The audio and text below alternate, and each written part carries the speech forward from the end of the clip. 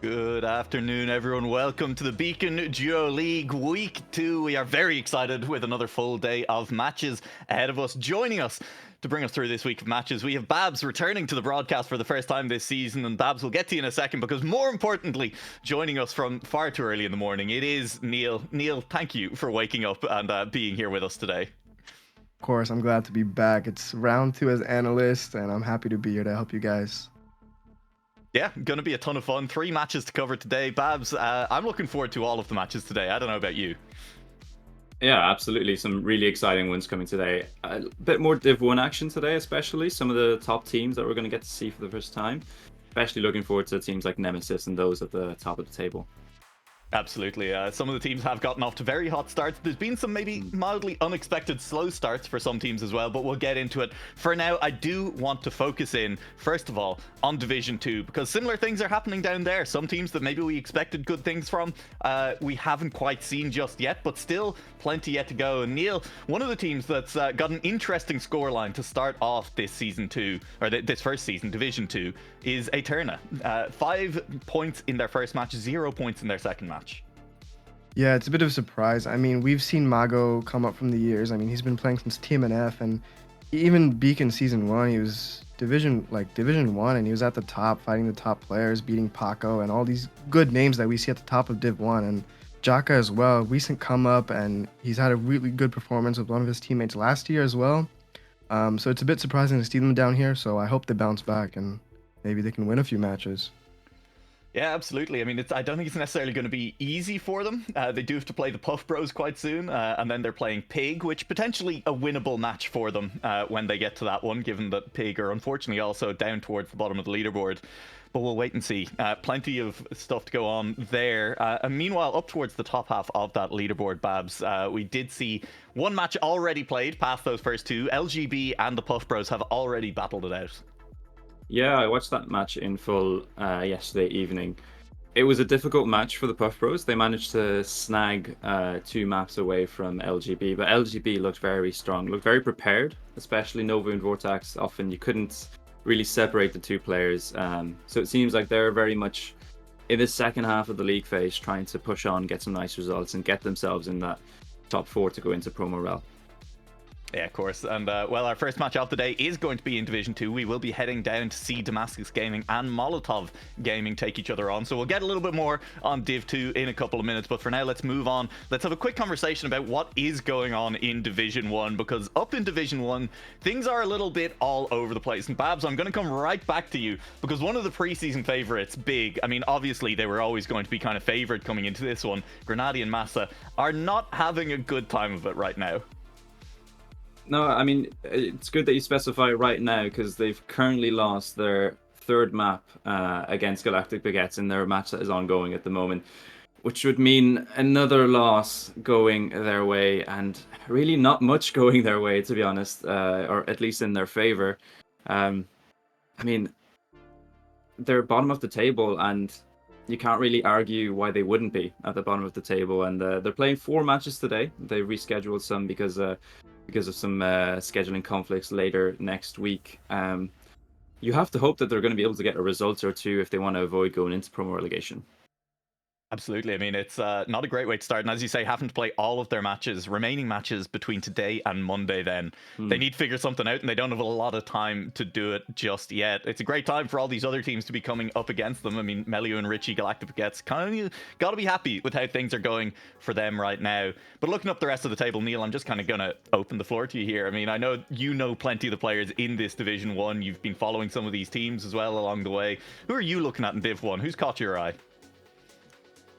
With Loso and New Prime, I mean, a lot of people seem to underestimate New Prime as a new player, and yeah, he is, but he's been performing for years now, and you know, people are just like seeing him like since XP Evo, and like he's been killing it on these comps for a while now. So I'm really happy to see him on first. Of course, I support my boys Paco and Mime. I mean, Paco's a fellow teammate as well, so I love seeing them up there. He's a young kid, he's growing. Mime's there, TMGL. So I'm happy for both of them. But yeah, I mean, the whole Division 1 is like full of great players. I mean, it's stacked, and I'm excited to see all the matches come out. Yeah, it's super exciting. I mean, Nemesis got off to that really hot start. 5 points in their first match, 6 points in their second match. One of 2 teams to only drop a single map. I mean, the other one being the other team that you talked about there, Shift, with Loso and New Prime. Both of them going 11 for 12 on maps across their first 2 matches. And we'll see how long they can keep that up and that level of performance. It's going to be super exciting as they continue on through it. I do want to touch on the team that's sitting behind both of them a little bit, Babs. Team Whezy, Wheel team. Has been super fun to watch as well, I think. I think it's seen that has surprised a few people as well. One of our sort of later entries during the registration phase, Mudda teaming up with Whezy. I think a fan favorite as well, just considering the input method and the 2 players involved. But they have been, among the rest, discounting Nemesis and Shift. They've been the only one who've been able to sort of hang with the top 2 teams. In a way, some really good performances from them. Behind them, there is a field, though, that are going to be hunting down those positions, and they're going to have to be consistent across these next few matches if they want to hold that spot on the top 4. They absolutely will. And the thing I just want to hit on as well is, of course, that's a team that is streaming their POV. So are so many of the other teams across this Beacon Duo League Season 1. And it's super fun. I mean, never been a better time to kind of watch players compete, never been a better competition, I feel like, to watch players actually see what's going on in those duos during the matches. That's been super fun to watch back the streams after we finish up with the broadcast day here, see what's going on with them. And yeah, of course, I mean, just a reminder to everyone that is going on. Go browse the Trackmania kind of the Trackmania genre, what's the word for category on Twitch, and see who's doing what over there. But with all of that, it's not all been sunshine and roses a little bit. The map pack has caused some difficulties in week 1 for some of these teams. And in particular, I think it has caused problems in the form of Skelear Rogue. Neil, we saw week 1. We saw that ending on Skelear Rogue, and we saw an awful lot of crashes. It's a tough map. I mean, you need to see Vix did a great job with the map. Clearly, he's got the whole theme down. But you have these high-speed sections, these wood sections, and like, if you hold your input for like half a second longer than you should, you're gone from the map. So it's very tough. There's going to be a lot of crashes, but it helps, like it's the second week now, so people have had a week to train. With these maps, it takes a couple hours to, get used to just how the map flows. And that's probably the only amount of time they had week 1. So when you add another couple of those hours for week 2, I think we'll finally see some pace, maybe some consistency coming in, maybe some new PBs, who knows? And I think the difference between Div 1 and Div 2, I mean, I think, Babs, for me, that's the map where it's going to be most apparent, because we did see in our last match of week 1 on broadcast last week, Shift versus Orcs GP Numowaps, 2 teams that are both very solid. Shift in particular still sitting very near the top, and that was the least crashy match we had on Skelear Rogue in particular, but also across the rest of them. Are you expecting to kind of see... I personally think that's going to be the blueprint for the rest of Div 1. How good are you expecting Div 2 to look when we get to that map this week? I think we need to give them some credit. I think, there's some Div 2 teams there who feel they'd merit a spot in Division 1. And I think, some of the performances that we've seen would sort of indicate that, especially the match that was yesterday evening, LGB versus Puff Bros. After the crash fest that we had in week 1 on the end of Skelear Rogue, I was expecting to see some remnants of that. And actually, they were really, really consistent at that end. So it might just be first week nerves, as Neil said, having less time on the 2 new maps. It all contributes to that. But it might be that this week is actually a map that some teams favor and, intentionally are going to be a lot better on than some of the other teams who haven't practiced as much. Neil, it sounded like you were about to go in on me for doubting the Div 2 teams there. Is that what was about to happen? Oh, the lower division doesn't mean worse players, Noah. Come on now. You're right. Yeah, you're right. I No, suppose it's that... there just wasn't enough spots in Div 1. That's all it was. That's absolutely true. I think kind of reflected in the fact, as you kind of mentioned, Eterna Magori, and there are Div 1 players from the Beacon kind of World League playing in Div 2 of the Beacon Duo League this time around, and some of that comes down to not enough spots more than anything else. But there are 8 spots, and there are 8 teams in Division 2, and we're going to be watching 2 of them in our first match of the day, and it's one that I'm glad we have a little bit of time to talk about here, because it is a match I think is going to be very exciting. Damascus Gaming up against Molotov Gaming, and Neil, I'm going to just throw this over to you to talk about Damascus Gaming. Charles and Exotica, 2 players who I think we saw the interview with them before this panel started as well. We saw them play behind the wheel. maybe not super disappointed not to be Div 1, but definitely a team that could have been and maybe should have been challenging for Div 1. I mean, Damascus Gaming, those are my boys. You know, I've seen Charles start this game and become the player he is now. And Exotic, I came into this game and he was in TMCL. So these are some big names that we're going against. And yeah, I mean, qualifying was a little rough for them, but I think their bracket was a little rough, I'd say. Like, having to face Masa and Grenadi to be the match that decides if you get Division 1 or not it's tough for anybody. It doesn't matter who you are. So they were a bit unlucky. They played well. But either way, I still see them topping the charts for Div 2, hopefully. Fingers crossed. I mean, they might yet get a chance for revenge in that promotion relegation tournament with the way the standings are looking in both at the moment. As long as Damascus Gaming can kind of claw themselves up into one of those 4 qualification spots for that promo relegation tournament in Division 2. They currently sit in 5th place after 1 point in their first match, 4 points in their second match. And their opponents are not going to be easy in this match, Babs. Molotov Gaming, 5 points in match 1, 4 points in match 2. They are looking very, very solid coming into this match. Yeah, absolutely. And that's what, Neil was talking about, them topping the table. But if they're going to, do that, they're going to have to beat the team that they're playing today, which is Molotov. Because Molotov were hands down the best team in Division 2 week 1, which I think very few people would actually have predicted. Except if they had some sort of Molotov bias. Because Huso and Piranha, I mean, Piranha is obviously an excellent tech player. He's shown his prowess on some mixed comps previously. Huso, more up and coming from the Turkish scene, following that wave of Turkish players that we've seen recently, but maybe not the most notable name of all of those players. And they played really well. I mean, Piranha especially has made waves, I think, among everyone, not only Division 2, but in Division 1. People have noticed his performances in that week 1. And are honestly a little bit afraid of him now because he has shown consistency, shown pace, and Huso has been there to back him up, which has meant they only dropped 1 map in week 1. And, they have a viable shot at making it into Pro Morel and even challenging some of those Div 1 teams. Yeah, Neil, I want to touch on the idea that maybe this is a match of kind of 3, maybe even 4 underrated players. I think specifically for Charles and Exotica coming out of the NCSA scene, and then as Babs has touched on, Piranha has had some really, really good results across multiple tournaments, XP Evo going back a couple of years as well, and yet not really a name that kind of gets brought up alongside the likes of, say, Pushtito, Paco, Epos, of those players who are coming up through the scene at the moment. Just this idea of, I don't know how you feel about it, me lumping in kind of Charles and Exotica as underrated in the same way that maybe I see Piranha being at times. Yeah, no, for sure. I mean, Piranha, the thing is, a lot of people focus on just World Tour stuff and might not be the side comps. And Piranha does play these side comps and he performs really well. XP Evo is one of the big comps where he performs. So he's up there for sure. He's underrated. And Exotica, I'd say the same. I mean, people don't realize that he was in TMCL. We won't talk about how he got there or how he performed, but he was there. And I think that's all that matters. A lot of people in this day and age, Paco was never in TMCL. Epos was never in TMCL. Stuffs, Whezy, these guys weren't in there.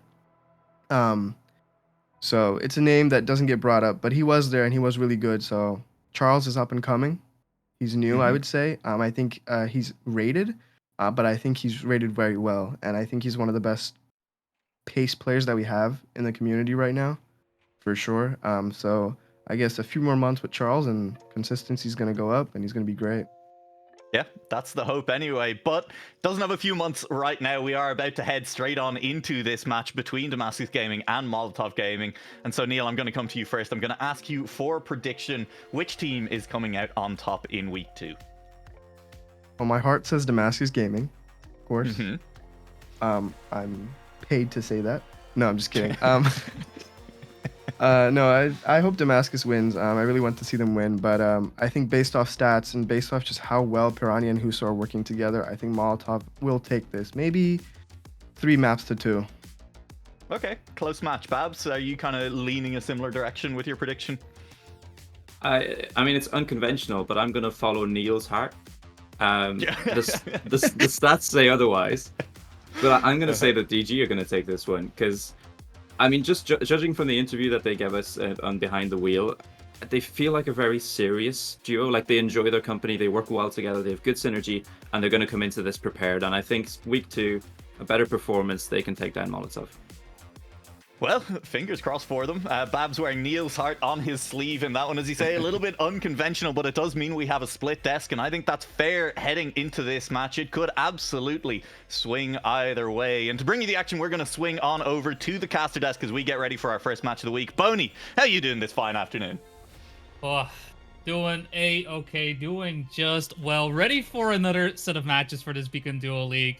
And I am joined here by somebody coming in from the analyst desk. It is Babs. I'm already, getting the excitement. I've already heard your predictions coming in just now. I will admit, I am on the side of Molotov for this one.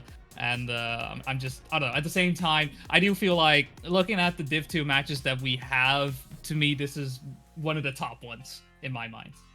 Yeah, and probably not one of the top ones that we would have predicted before the league phase. I haven't been able to cast any matches since the qualifier, so I'm really excited to get into this one, especially after week 1, where we've seen both of them perform well, especially Molotov. And my prediction was DG, but I think arguments can be made for either side, to be honest, and we won't really know until we get into the tracks. It might be something where momentum plays a factor. If a team gets that first map and then has that confidence that they can potentially build on it in the other maps to come. But really, yeah, it's going to come down to how they prepared and how they, face off in this match. No, exactly. I'm just, at the same time, just a quick peek in. You see the Galactic Baguettes just finishing up right now. Huso getting some water, and I think just looking at the team as well, right? Just with Molotov Gaming, Huso, and Piranha. I really am enjoying the way they have been synergizing the last matches we've seen from them. Piranha just a phenomenal anchor, honestly, when it comes to the way he has been playing them. I'm curious to see if he will be able to make that happen once again. Players are joining at the moment. We're a little bit away from actually getting into the match itself. But yeah, at the same time, I'm psyched to see Charles and Exotica do well. I mean, Charles had the pleasure of meeting him at the last year's XP Evo as well. Was quite nervous to be there, to get as far as he did in the tournament. But it's great to just see him thrive, and I'm very curious to see him perform in this match as well, with Damascus at the moment being in 5th overall.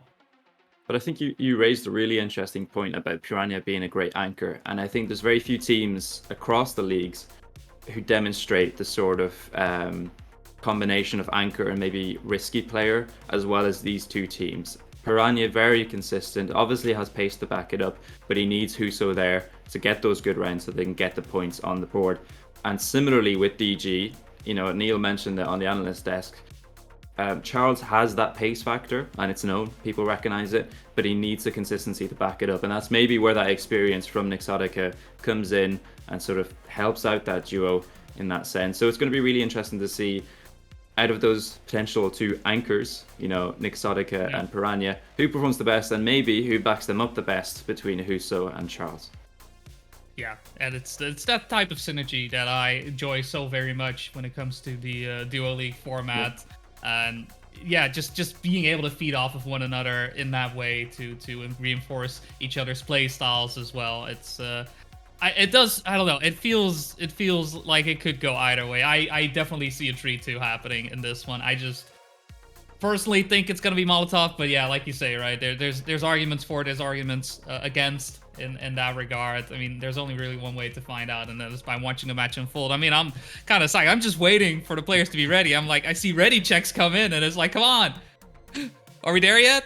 Like, it's one of those things. You're waiting for the bus. You're trying to look out. You got to make it to work, but you're not quite seeing it just yet. It's coming around the bend at some point, but for the time being, we're still kind of waiting. I got my bus ticket ready, at least. Yeah, but what color is that bus? Is the colors of DG? Is it the colors of Molotov? Which essentially, I guess, is red and black, and then simply just red. Or is it on fire? Is it? Yeah, is it a Molotov bus? Could be. I don't know. Maybe. Oh, it does look like, we're just waiting for one more player for them to get into it. But yeah, no, that bus. I mean, I definitely red. We'll see, though, if the Flames will be alive. Maybe it's both sides. Maybe that's the way, right? We'll just have potentially Molotov colors on the left side. We have Damascus Gaming colors on the right side, and it's just gonna be an all-out brawl. It's a double decker. You've got one level and then the level above. I think that works. I like that. That is an option. But who wants to be on the top? Who wants to be on the bottom? I can see arguments involving from that. But Well, those on the bottom are potentially driving the bus. This analogy is going way too far, I think. yeah, we're going somewhere with this. I don't know. We're still waiting for the bus, at least. That's the Yeah. for the time being, what it is. Because yeah, outside of that, we do have some other matches ongoing. I know on G-Geek side, we'll be covering. I believe that looks like we will be covering Big versus Orcs GP Nubawops. Not Lops, Wops. So that is Masukanari versus Boss in between for those curious to check that out. Who did miss the previous match? Quick, small spoilers for the match between Big and I believe there was Galactic Baguettes. That was a 4-1 win for Galactic Baguettes. So Big in a bit of an awkward position. Already mentioned during the analyst, right? Playing their matches mostly today and Monday as well. So a bit of a bad start for their day at least. But for those curious, definitely check that out. But it does look like we're about ready for our match here. At least things are loading. Players are ready. And it does look like we're about to enter our first map here. I wonder what that first map is going to be, and what is going to be our first location of battle between these two teams, and who is going to win that first fight. I think it could determine a lot in the rest of the match, who takes this first map. So going to be interesting to see who starts off the quickest and who's able to maintain that then across the rest of the match. As we said,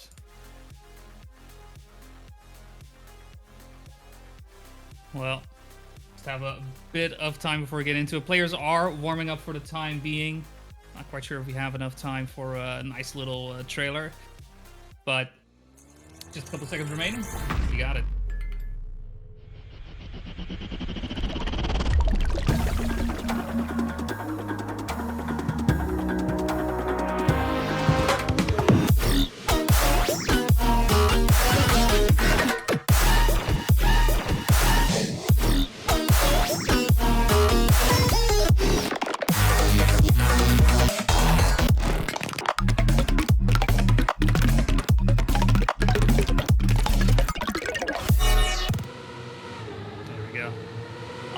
We are. It took a little bit longer, but hey, the bus has arrived. Everybody get your tickets ready. This match between Molotov Gaming and the Masses Gaming is underway off here on Marabello, and we already have a small touch happening on the side of Charles. So the Masses Gaming down by one player, but Exotica, that anchor right now, trying to get in between the lines of Molotov Gaming. And you know what? He's putting the pressure up on top. Huso with a crash right before the plastic wall ride, and it's a 1v1 between Piranha and Exotica.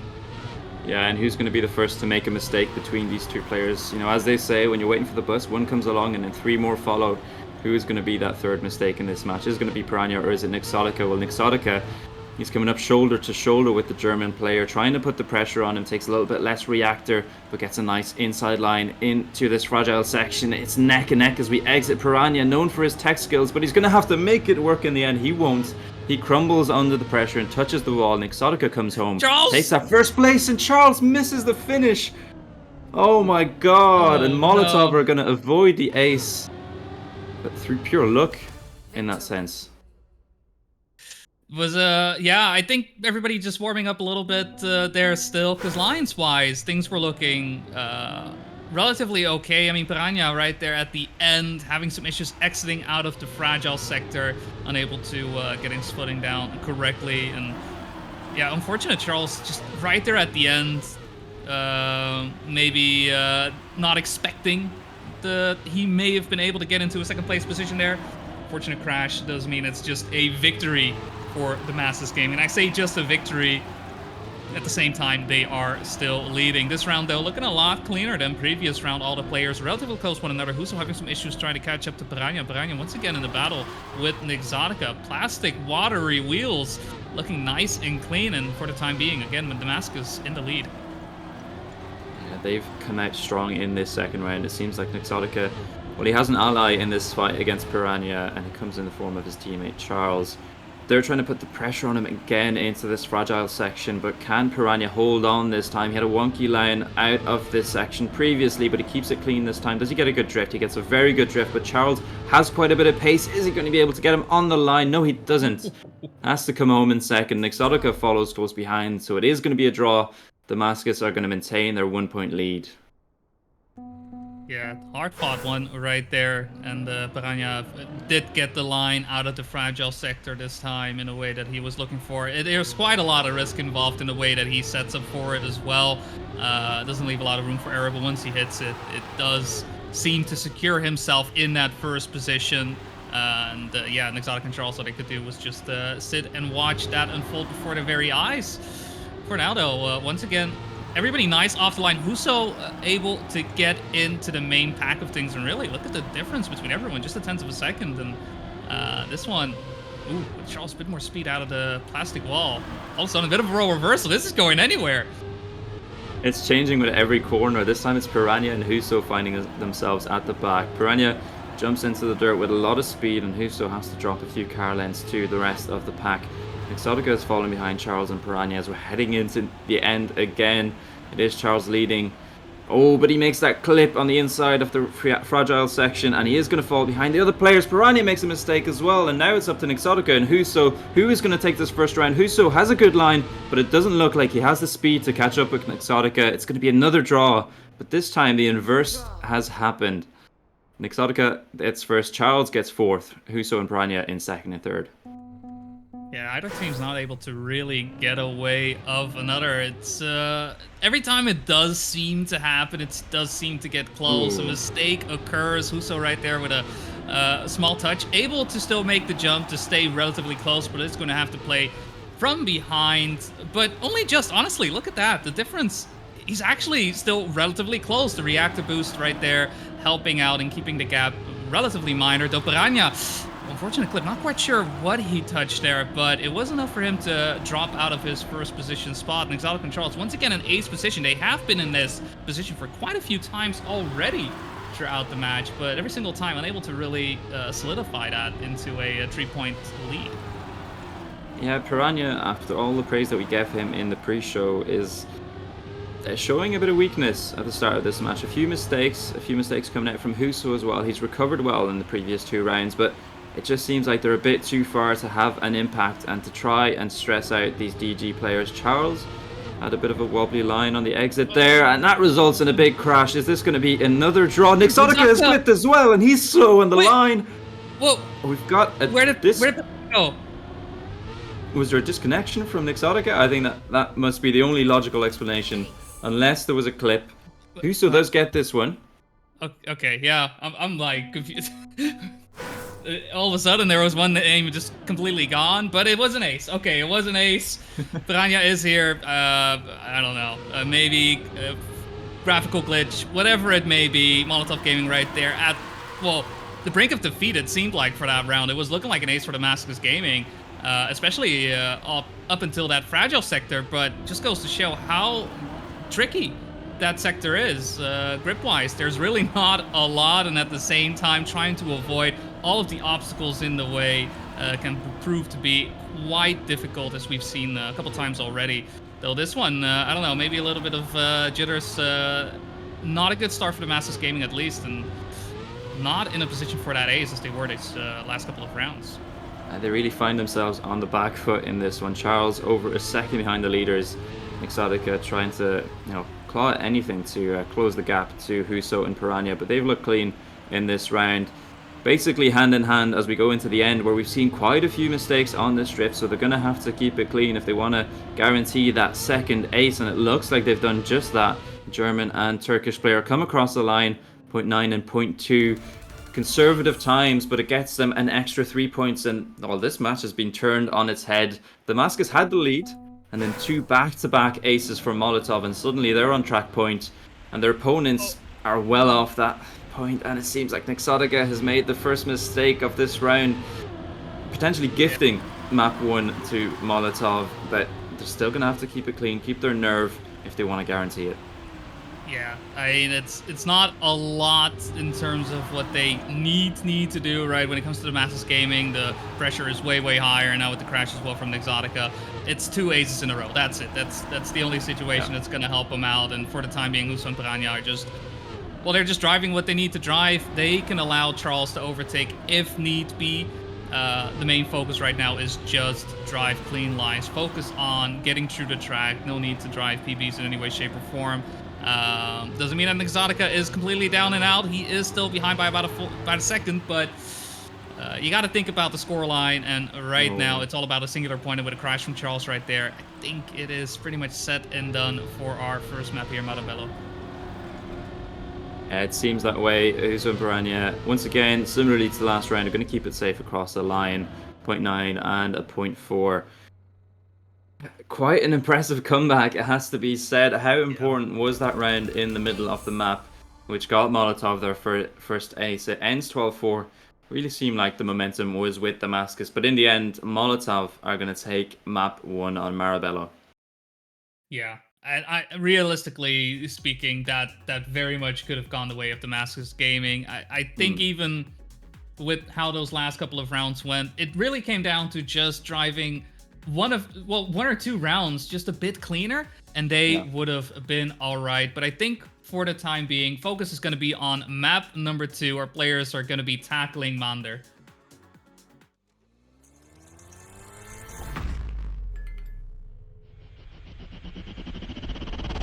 Watch, you slip, new phone, do this, who cares, move it, you know how we do this. You know how we do this. Hands up, eating, you lights, shooting.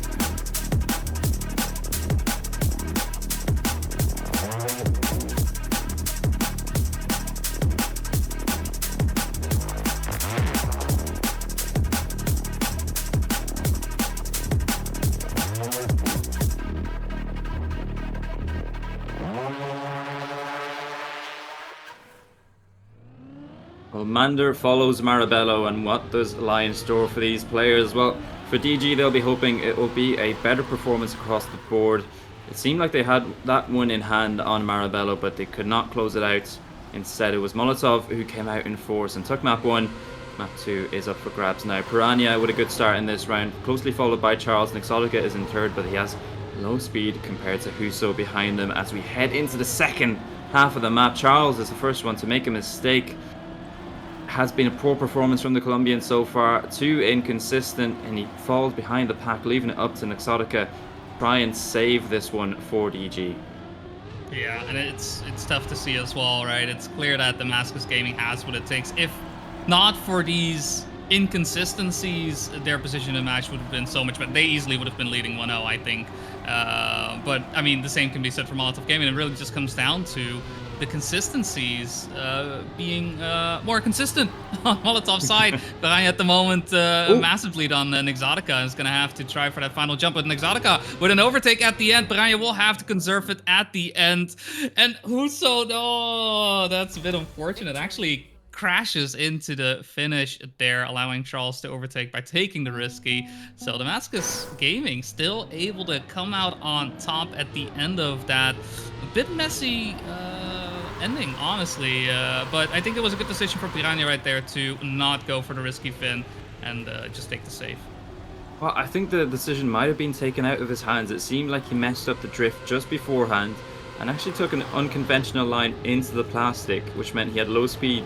I don't know if he actually could have went for it, and in the end it kind of seemed like a bit of a gift for DG, and it's one that they're going to have to build on. You know, you don't get these rounds many in a match. These rounds are gifted to you where you get those points where you really weren't expecting them, and it looks like Charles is looking to do exactly that. He's on Piranha's tail, and behind them Exotica and Whezy are fighting as well, but it looks for the moment like Molotov are in the lead in this one. It looks like they're in victory formation. Can Charles do anything about it? Can he challenge Piranha at the front? He goes for a very wide line on the dirt. He's going to have a lot of speed into this downhill.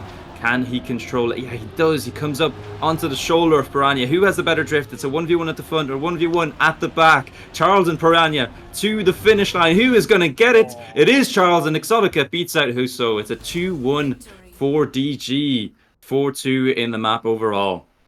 Yeah, beautiful ending right there from Charles, just maneuvering his car around those turns and just keeping so much speed for that final jump towards the risky finish. That was a solid fight between Charles and Piranha right there, and definitely one that Charles deserved to win based on the way he was driving there. So Nemesis Gaming 2, round 1 thus far. I mean, we saw glimpses of that happening on Marabello, but having some issues towards those final few rounds. This one is looking a bit better though, and Exotica has some issues at the moment. It's going to be up to Charles to try and keep that 2-point gap alive. Sure, an ace will be able to swing it around, but 2 to 4, it's looking a lot better than it did on map number 1. And Charles, though, on the chase for Piranha. Yeah, he's going to have to perform a miracle as into last round and take that first spot from Piranha. It's even more important this time around, considering that Exotica has dropped back to 2 seconds behind the pack. It looks like it's a tall order for Charles. He does get a good drift, and he takes an inside line on the plastic. Is he going to take the German player on the line once again in this third round? Piranha gets it. I think Charles just clipped, avoided the finish, unfortunately for him, and the German player passes him on the line, returns the favor from round 3, and now we're only at 1-point gap between the two teams.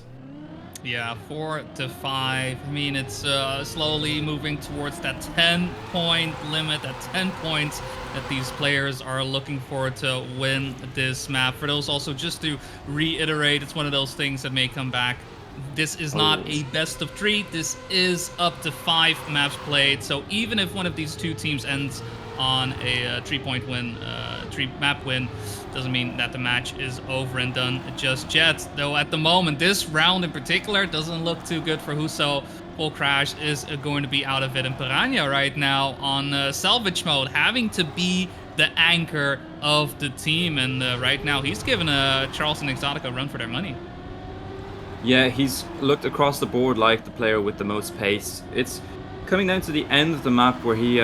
I don't know if he necessarily struggles, but the other players often have the risk to catch up with him, and the main protagonist of those efforts has been Charles so far, but it looks like he is a little bit too far to have a say in this one. Unless Piranha makes a mistake, Charles goes for that inside line again, but does Piranha make it safely? Yes, he does. He guarantees at least a draw for his team. Exotica has to respawn, but he has enough time to finish ahead of Huso. 1 apiece in this one. Yeah, 5 to 6, Damascus Gaming, not quite on track point, needs a singular 1.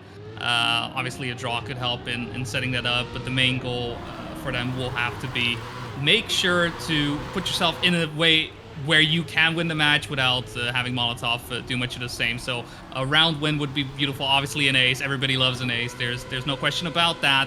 But with the way teams have been driving, you can't just expect that, you can't just count on that. Honestly, fighting for a draw is in and of itself already a good way to go about things. And right now we do have 2 players fighting against one another. But Piranha having some issues on the dirt. All of a sudden, Charles able to get rid of the Molotov Gaming player. And Exotica trying to catch up to Charles, and thus far he's able to do so. Yeah, this opens the door for DG to cement their spot in the lead of this map. Exotica trying to fight off Piranha, but he's come back strongly after that first mistake off this map for him. Charles with the lead. Is he going to be able to hold his nerve as we go into the end? Roles reversed this time between the German and the Colombian player. Piranha looks like he's risked a bit too much. He's going to no slide on that section. Huso, can he do anything to stop the DG ace from coming through? No, he cannot. It's going to be an extra 3 points for Charles and Exotica. A little bit of pressure maybe being felt by Huso and Piranha. May be the case indeed. It's Damascus Gaming who was, taking the fruits of their labors in that regard. Took a little bit of luck in the sense of, a mistake on your opponent's side. You can't count on that. You can't expect that to always happen. But hey, when they come, be sure to take those gifts with 2 hands. And that's what Damascus Gaming did there just now. So it is very much up to them to win the match. Piranha and Huso, they are currently in position to salvage this track, but they need to hold on. They had a bit of a better start, but Charles is right behind. He just needs to get between one of the 2 players, and Huso having some issues entering into the dirt sector. That may just be enough for the Damascus Gaming to pick up the second map here. It's just going to be a question of, are they able to keep that composure going, as an Exotica has issues to keep up, and it's going to be Charles to win the round. Yeah, he's going to have to if they want to close out this map. Huso, despite that mistake, he hasn't given up hope. You know, Charles, he has shown some inconsistencies, especially on Marabello. He's been a little bit better on Mander, and he's going to have to keep it clean if they want to close this one out. Nixotica is trying to challenge for that third spot, but the fight is happening up at the front. Once again, Piranha has the lead on Charles. Charles keeps it safe, keeps it clean, gets a nice little 0.6. Despite that Piranha PB, this map is going to go to Damascus. Damascus Gaming makes it 1-all, even Stevens. I think that is definitely something that, at least from a prediction point of view, and for those who haven't done their pick-sims on eCircuit Mania, should have been there, should have done that yesterday. But yeah, this definitely was one of those where it's very much up for grabs. Who of the two is it going to be? In fact, when it comes to players picking, I think either one of these players is definitely a good one to put in your pick'ems whenever you do so. It looks like we're about ready to tackle our third map of the map packet of this match. I mean, it's the trickiest one we've heard. It is going to be Skelear Rogue. Let's check out the trailer.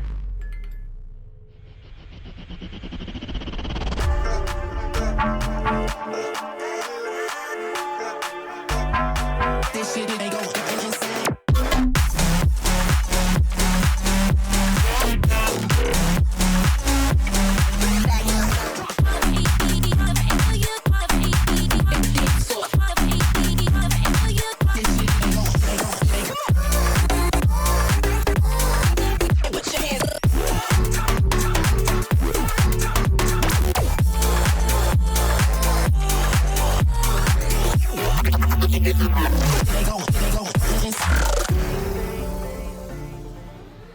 The red map awaits, and here we are, DG and Molotov. Who's going to feel most at home and who is going to struggle on this one? We mentioned it in the pre-show.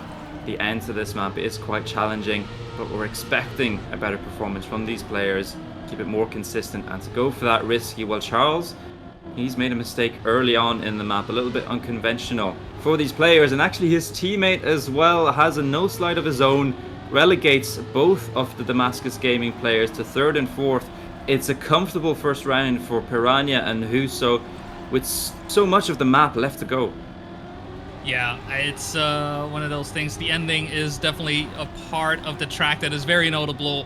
The hardest risky fin that we have in this map pack, but it doesn't take away from the rest of the track. That is still quite a challenge for our players to conquer and to survive through. The gap is about a second and a half between Molotov Gaming and Damascus, so that doesn't give Piranha and Huso enough time to go for the safe. So we'll see where they go. Piranha does go safe, Huso for the risky, so a bit of a diversion, but Huso messes it up.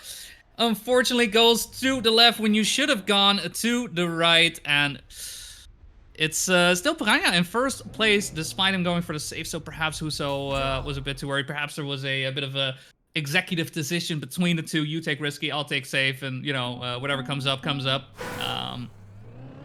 There will be something for Molotov Gaming to recalibrate on.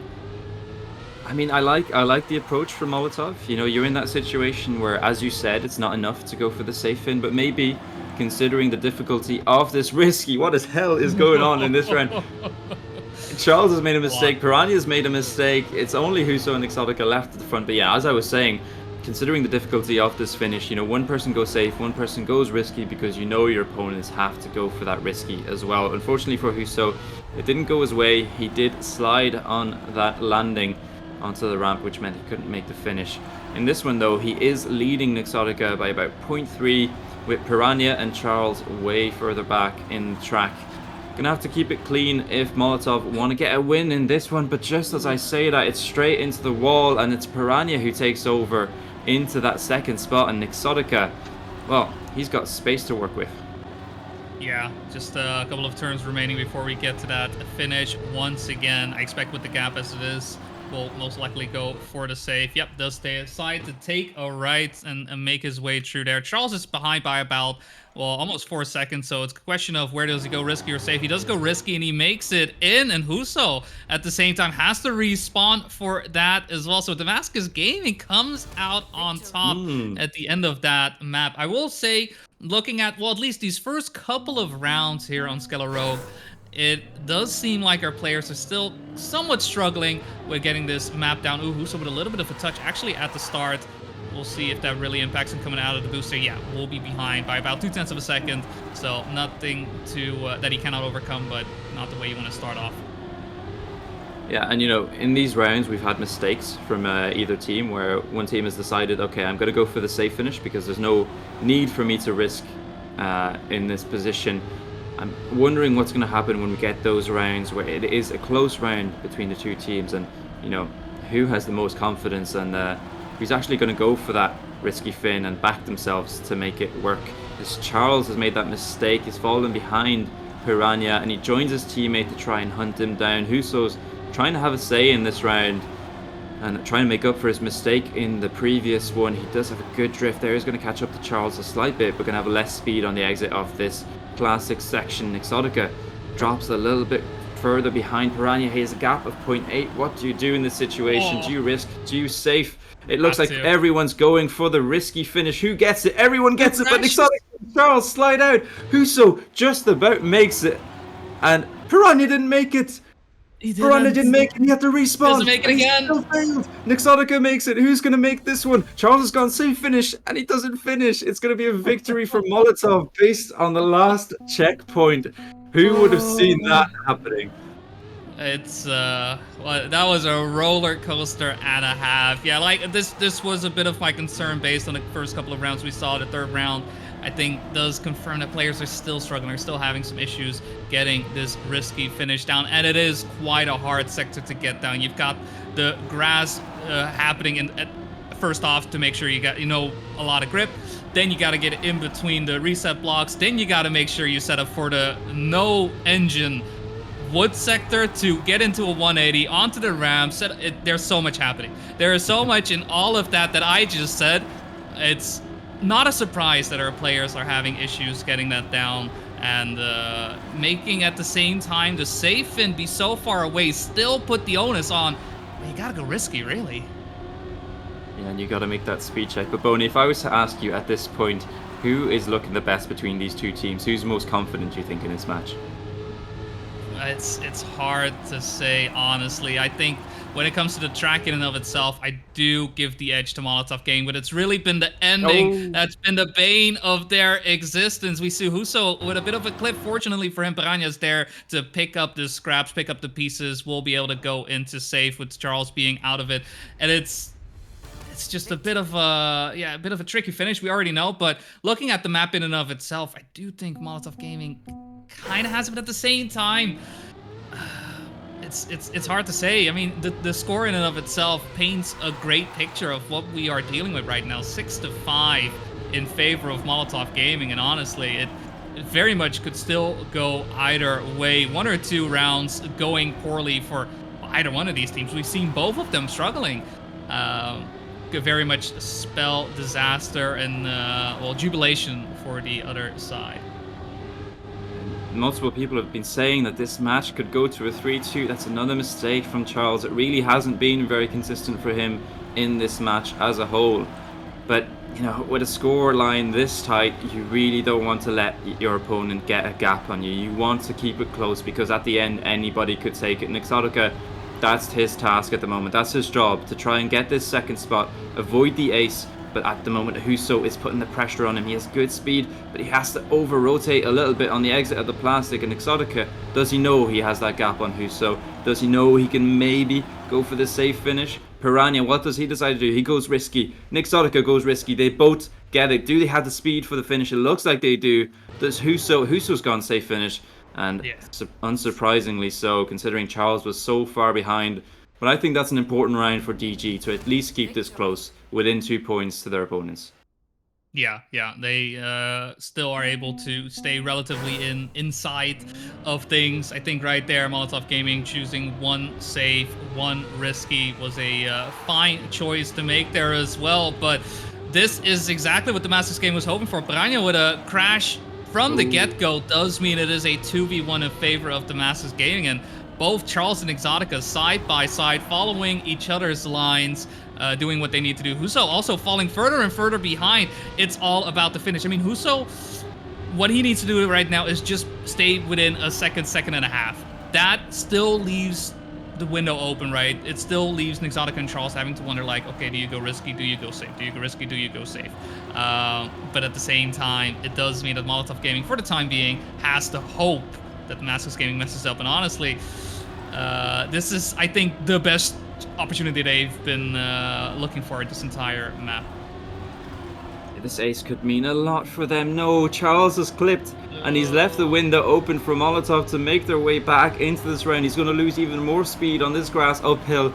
Him versus Piranha. Do they get the ace? Nixotica has gone for the safe finish. Charles has gotten it. It looks like he has the speed. Is Piranha going to finish? Oh, it was very close.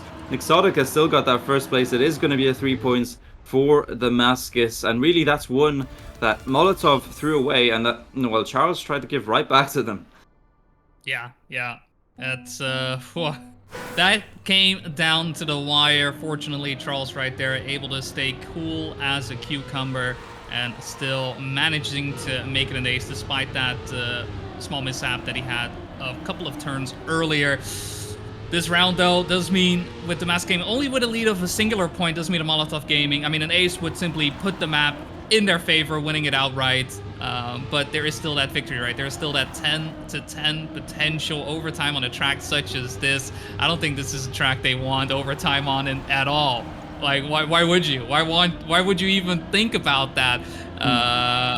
But yeah, with the way this track has been going, it does seem like we're kind of heading that way. Huso does have the lead at the moment on Charles, but only just. And Piranha currently looking out on the sunset. No worries in his mind for the time being until that fabled risky fin comes up once again.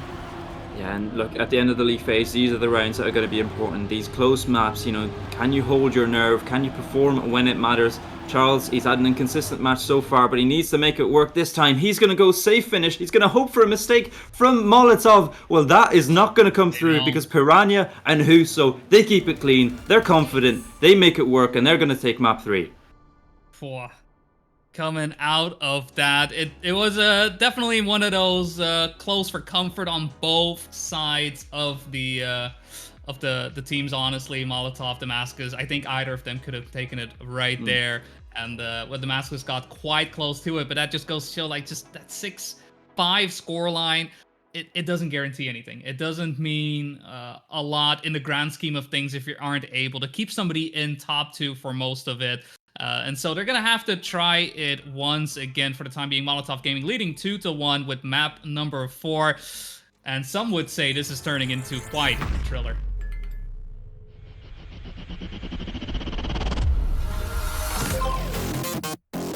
Don't pause, press.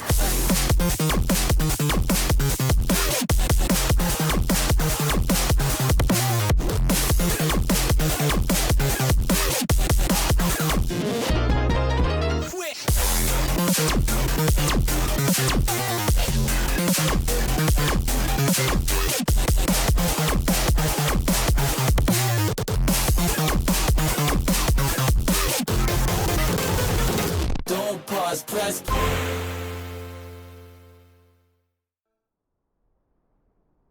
Play has been pressed. We are off for map number 4. It is Thriller, one of our 3 maps that have been played during the qualifiers as well, and definitely one that our players will have a lot more familiarity with. Skelear Rogue still looking to be quite the tough nut to crack, I think is the way I would put it.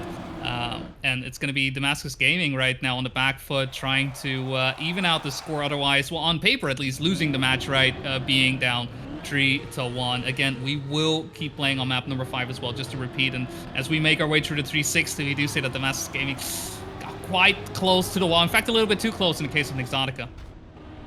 Yeah, he's going to clip, and he's going to be at the back of the pack. It's Huso who's leading us into the second half with this drop down into the drift in the freewheel section on the wood to follow.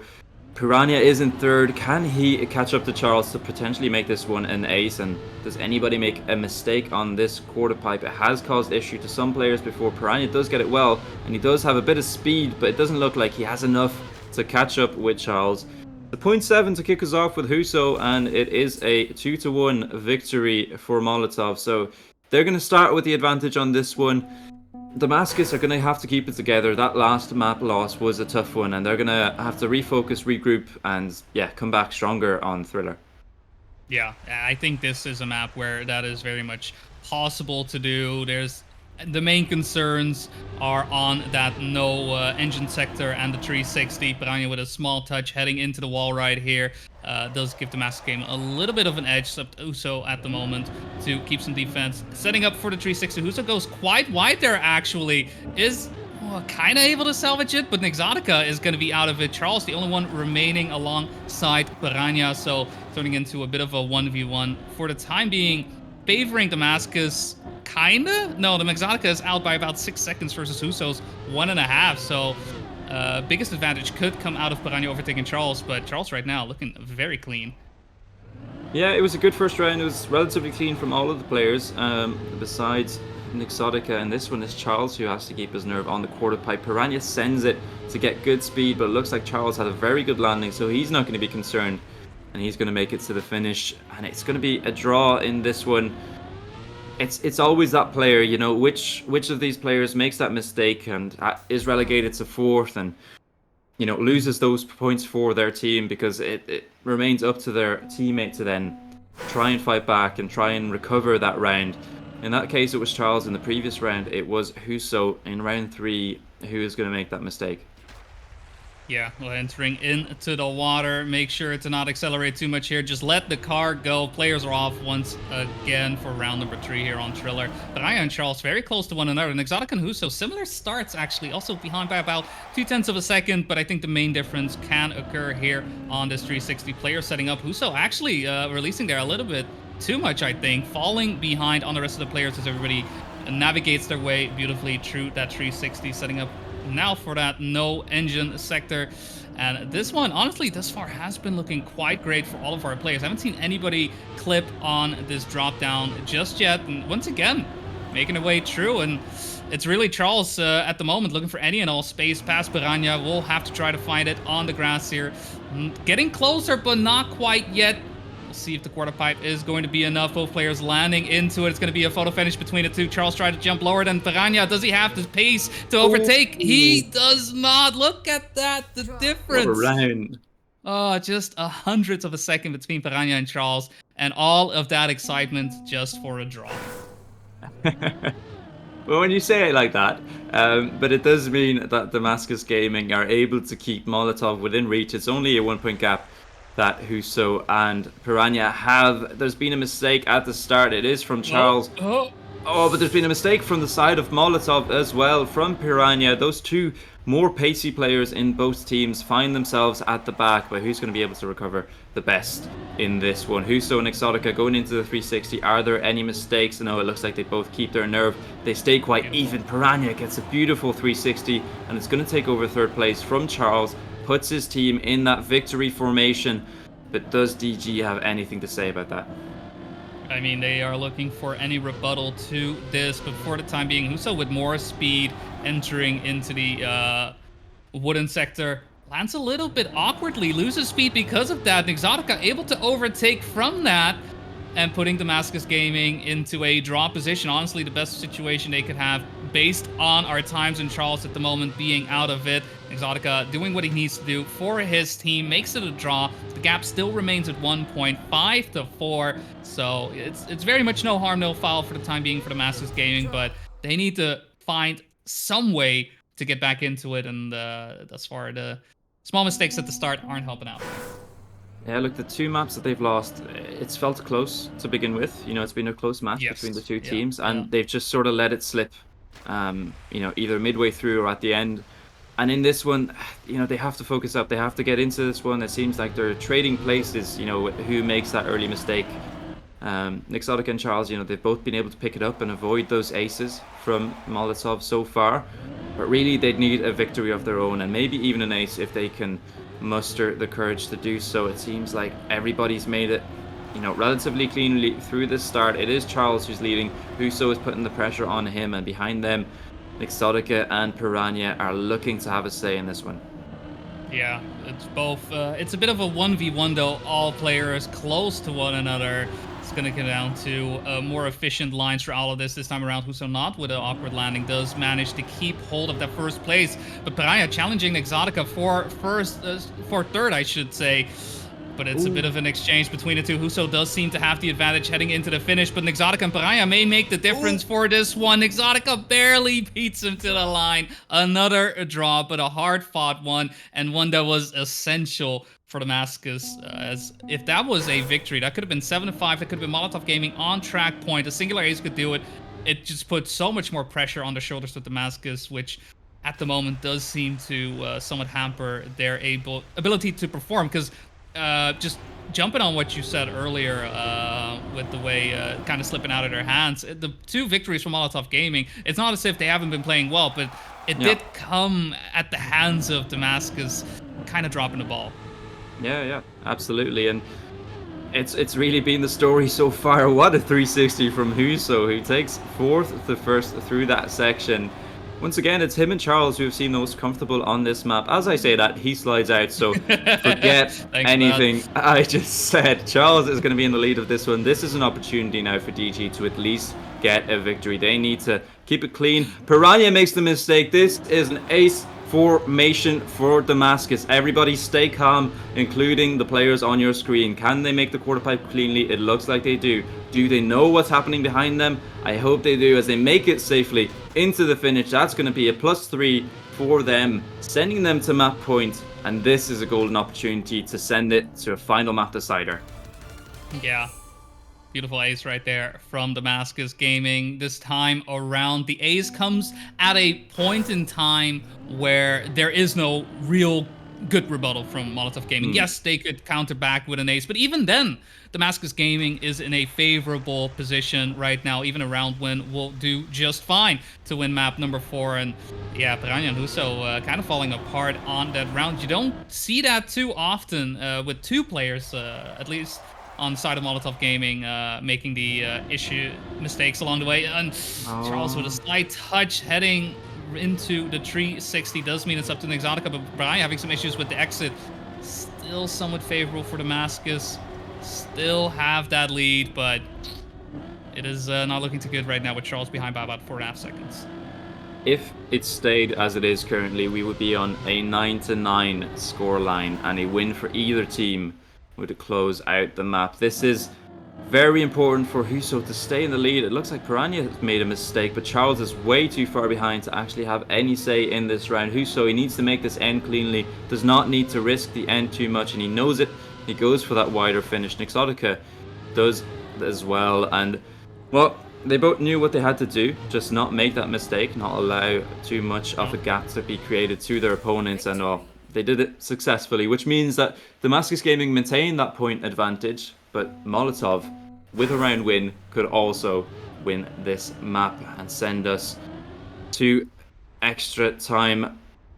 Going into this final round, this one feels like a critical one for both teams. You know, who's going to keep their nerve? Who is going to make that first mistake? There's been a lot of mistakes in the first half of this map. Some have come from Charles, some have come from Exotica, Piranha as well. Huso has looked like one of the faster players. At the moment, no mistakes so far. Heading into the 360 first opportunity, big opportunity for things to go poorly, and Charles right there, unfortunately, doesn't quite tread the needle and turns his car into the wall. Is able to keep driving, but still behind by a full second on a track like this. That is a bit of a death sentence. Will have to come down to mistakes on Molotov Gaming side, who at the time being heading into the second half are in ace formation. Exotica needs to get ahead of both players to salvage this. Huso is out, and it's going to be up to Piranha right now to stay in the lead, to draw it to a 10-10 if he wants Molotov Gaming to still have an opportunity to win this track. Does look like he has the momentum, he has to jump. The line is on point, and Exotica currently in second. Does mean it's going to be 10-10. We go again. That finish from Piranha had me fooled. It looked like he didn't have enough speed for the finish, but he did make it. Do not be alarmed. We are in overtime. A win for any team would close out Thriller and send it in their favor. And you have to say, at this point, it seems like Damascus Gaming need that. But Charles, again, it's an early mistake. this is just going to cost you. He has not been able to keep it clean as well, not as clean as he would like to, at least. No. And it really is costing them at this point, especially in these important rounds. Yeah. And right now, I mean, the only solace I can give to Charles is that he is right behind Huso. That Huso is having some issues navigating Drew and Piranha now with a crash out. It is all of a sudden wide open for the Damascus game, and what a place as well for Piranha to crash. That is, I mean, one of the worst checkpoints to do so, and Huso needs to get ahead of Exotica and Charles if he wants to salvage something here for Molotov Gaming, but it does look like Damascus is going to be able to even out the scoreline 2-2. Huso with a low jump, not enough to overtake Exotica though. Exotica will keep on first place and will secure the win for Damascus Gaming. It had to come down to overtime. It only took us a singular round, but that one round was enough to break the composure of Piranha. And 2-2 is how we're going to enter into our final map. What a match. Man, that was a great effort by Huso to try and salvage something there at the end. But fortunately, just not enough. Charles and Exotica, they really needed that. It felt like they really needed that. After the way that Skelear Rogue went, to get a win on Thriller is going to be important. And there's also, you know, both of these teams can still win this match. It's 2-2. It's going to go down to the final map. And, you know, it's all to play for. It is very much all to play for. It's the writing on the wall, honestly, when looking at a match like this. Good to see it coming to fruition. And we have one more map to finish things up. We are about to send things into orbit for map number 5. Echo of the night, we find solace, we find light in the moment cannot. When you hear the music stop, I can see you, I can hear you, and I know that you are strong. You've been dealing with the demons, now you know where you belong. In the echo.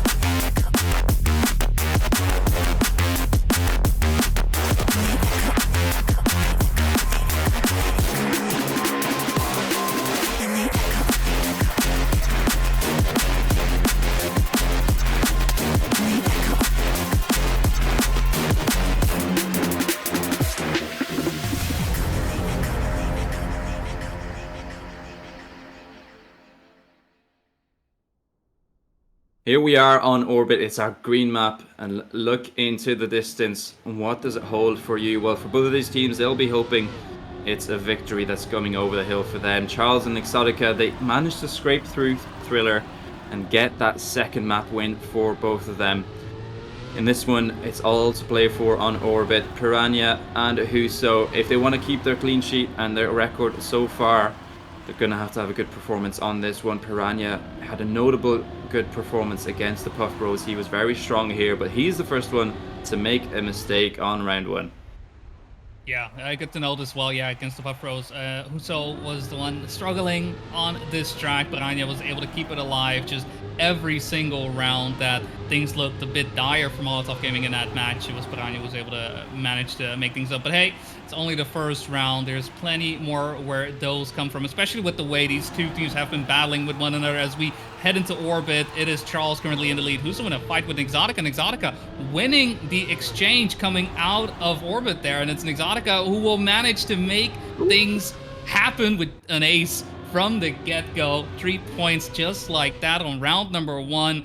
Not in their wildest dreams, some would say, but hey, dreams can become reality, and for the time being, that's a 3-point lead for Damascus Gaming. Yeah, look, Boney, on Skelear Rogue, I asked you, who do you think has the advantage in that map? And you said, you know, slightly Molotov, but not by much.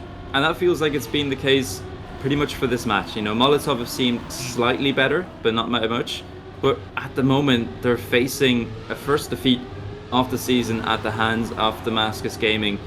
They've had a really good start on orbit, and you just really need to keep your composure and to try and close it out. Charles has had a little bit of a clip, and well, it's left Piranha and Huso in the counter ace formation. They're off to a really good start, and they have about a 0.2, 0.3 gap to the DG players as we go into this turnaround. Reactor, reset, and up into the drift. Piranha and Huso, they're keeping it clean. Exotica is just, well, looking on helplessly. Yeah, I mean, just driving an ace, coming out with a good feeling, but seeing your opponents do the same the round right after, you know, you don't want your efforts to be nullified as fast as that, but you know what? With Huso crashing into the turbo block there, it does all of a sudden turn things on their head. Piranha actually having a little bit of issues. Seemed like went quite wide. Not sure if he hit the wall, but made the finish regardless to make it a drop. But yeah, Huso unfortunately did go a little bit too far on the inside to make things happen. But specifically to this track as well, the place where Charles did have some issues during that round has been the place where he had issues last week as well, right before that no engine section to jump up to the wall right. Those 2 turns in particular have been quite detrimental for him. This last round didn't go too well either, but hopefully he has been practicing on it. Hopefully he's been working on that, recognizing that as a weak point. As for the time being, he is in a fight with Piranha for first. On that previous round, it's one of those mistakes. It very much is a player mistake that you don't really have an excuse for. It shouldn't happen. You are in the ace formation and you should be able to close it out. And such a difficult thing with this duo format is that you do have a teammate who is relying on you. And once again, Piranha is relying on Huso in this one to keep it clean and to keep Charles at bay. And he's going to need all the help he can get to do so, because the Colombian player is pushing Piranha through this section and actually pushes himself into the wall, makes that mistake. It's back into that ace formation for Molotov. They could tie things up in this match, and they're going to do exactly that. It's a 9.5 from Piranha. The exact same mistake from Charles coming out as Huso did in that previous round.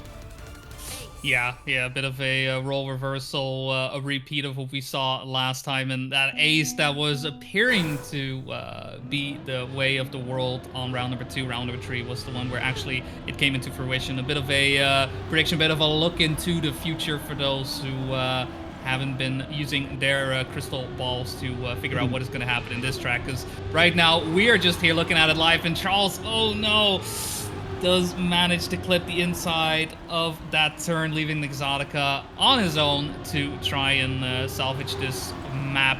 It is 4-4 right now on the track, 2-2 overall scoreline, and right now Molotov Gaming is set to pick up a bit of a lead. Look, Molotov were definitely the best team that we had in week 1. In this one, it's been a much closer affair. Piranha a bit too close to the wall in that section and sends himself into a respawn. Exotica did make a mistake as well, but fortunately for him, it's not going to be punished. Huso needs to keep it clean, needs to keep it safe. In this one, we're relying on you to not make a mistake, because it could be another ace for Damascus if he does, but it looks like there isn't going to be an issue from the side of the Turkish player. Neither for Exotica, and Charles gets third. It's going to be another draw, and I mean, the anticipation is killing me. Who's going to be able to, grab a hold of this match, grab a hold of this map, and try and close it out for them? Yeah, I think that is really what it comes down to. It does feel like who is the first to break, I suppose, right? Both teams, similar pace, both teams, similar skill sets. Clear roles being divided between these players as well. And honestly, whenever one falters, the other one is there to usually pick things up. And it really comes down to these big swings that have been making a difference, right? We've seen it during map 3, we've seen it in map 4. The aces are the main contributors to either victory or defeat. Coming out of our first half, though, we see Molotov Gaming does manage to take the lead, but it doesn't really say that much for the time being. It's all about consistency, and Charles the first to make the mistake. This is an opportunity for Molotov to do exactly that, to make that gap happen with an ace, but they need to just manage to get through orbit now. Oh, and Huso, there's a slight low clip there, and another big mistake. How many times is it going to happen in this match where you have the opportunity to get that lead, to close it out, and you can't keep it under control? And Exotica, I mean, he's going to get used to this at this point. He's going to take a second place and Charles in third, and that's going to be another draw. It's going to be 6-6. Really, I mean, Molotov and Damascus, they cannot let these chances go anymore. At some point, you need to step up and you need to take these rounds, take these wins, take these aces, and try and close it out. Yeah, too much being left on the table right now for both teams, honestly. It's, Molotov Gaming, last couple of rounds, definitely the ones on top. But yeah, just dropping the ball. Just dropping the ball a couple of times, too many. So with a bit of a slower start for this one. But it also changes the dynamic of things in terms of, okay, what am I driving here? What am I working for? I mean, Exotica can just drive the pace that he is driving. Yeah. Like, he can somewhat anticipate, there's going to be a mistake.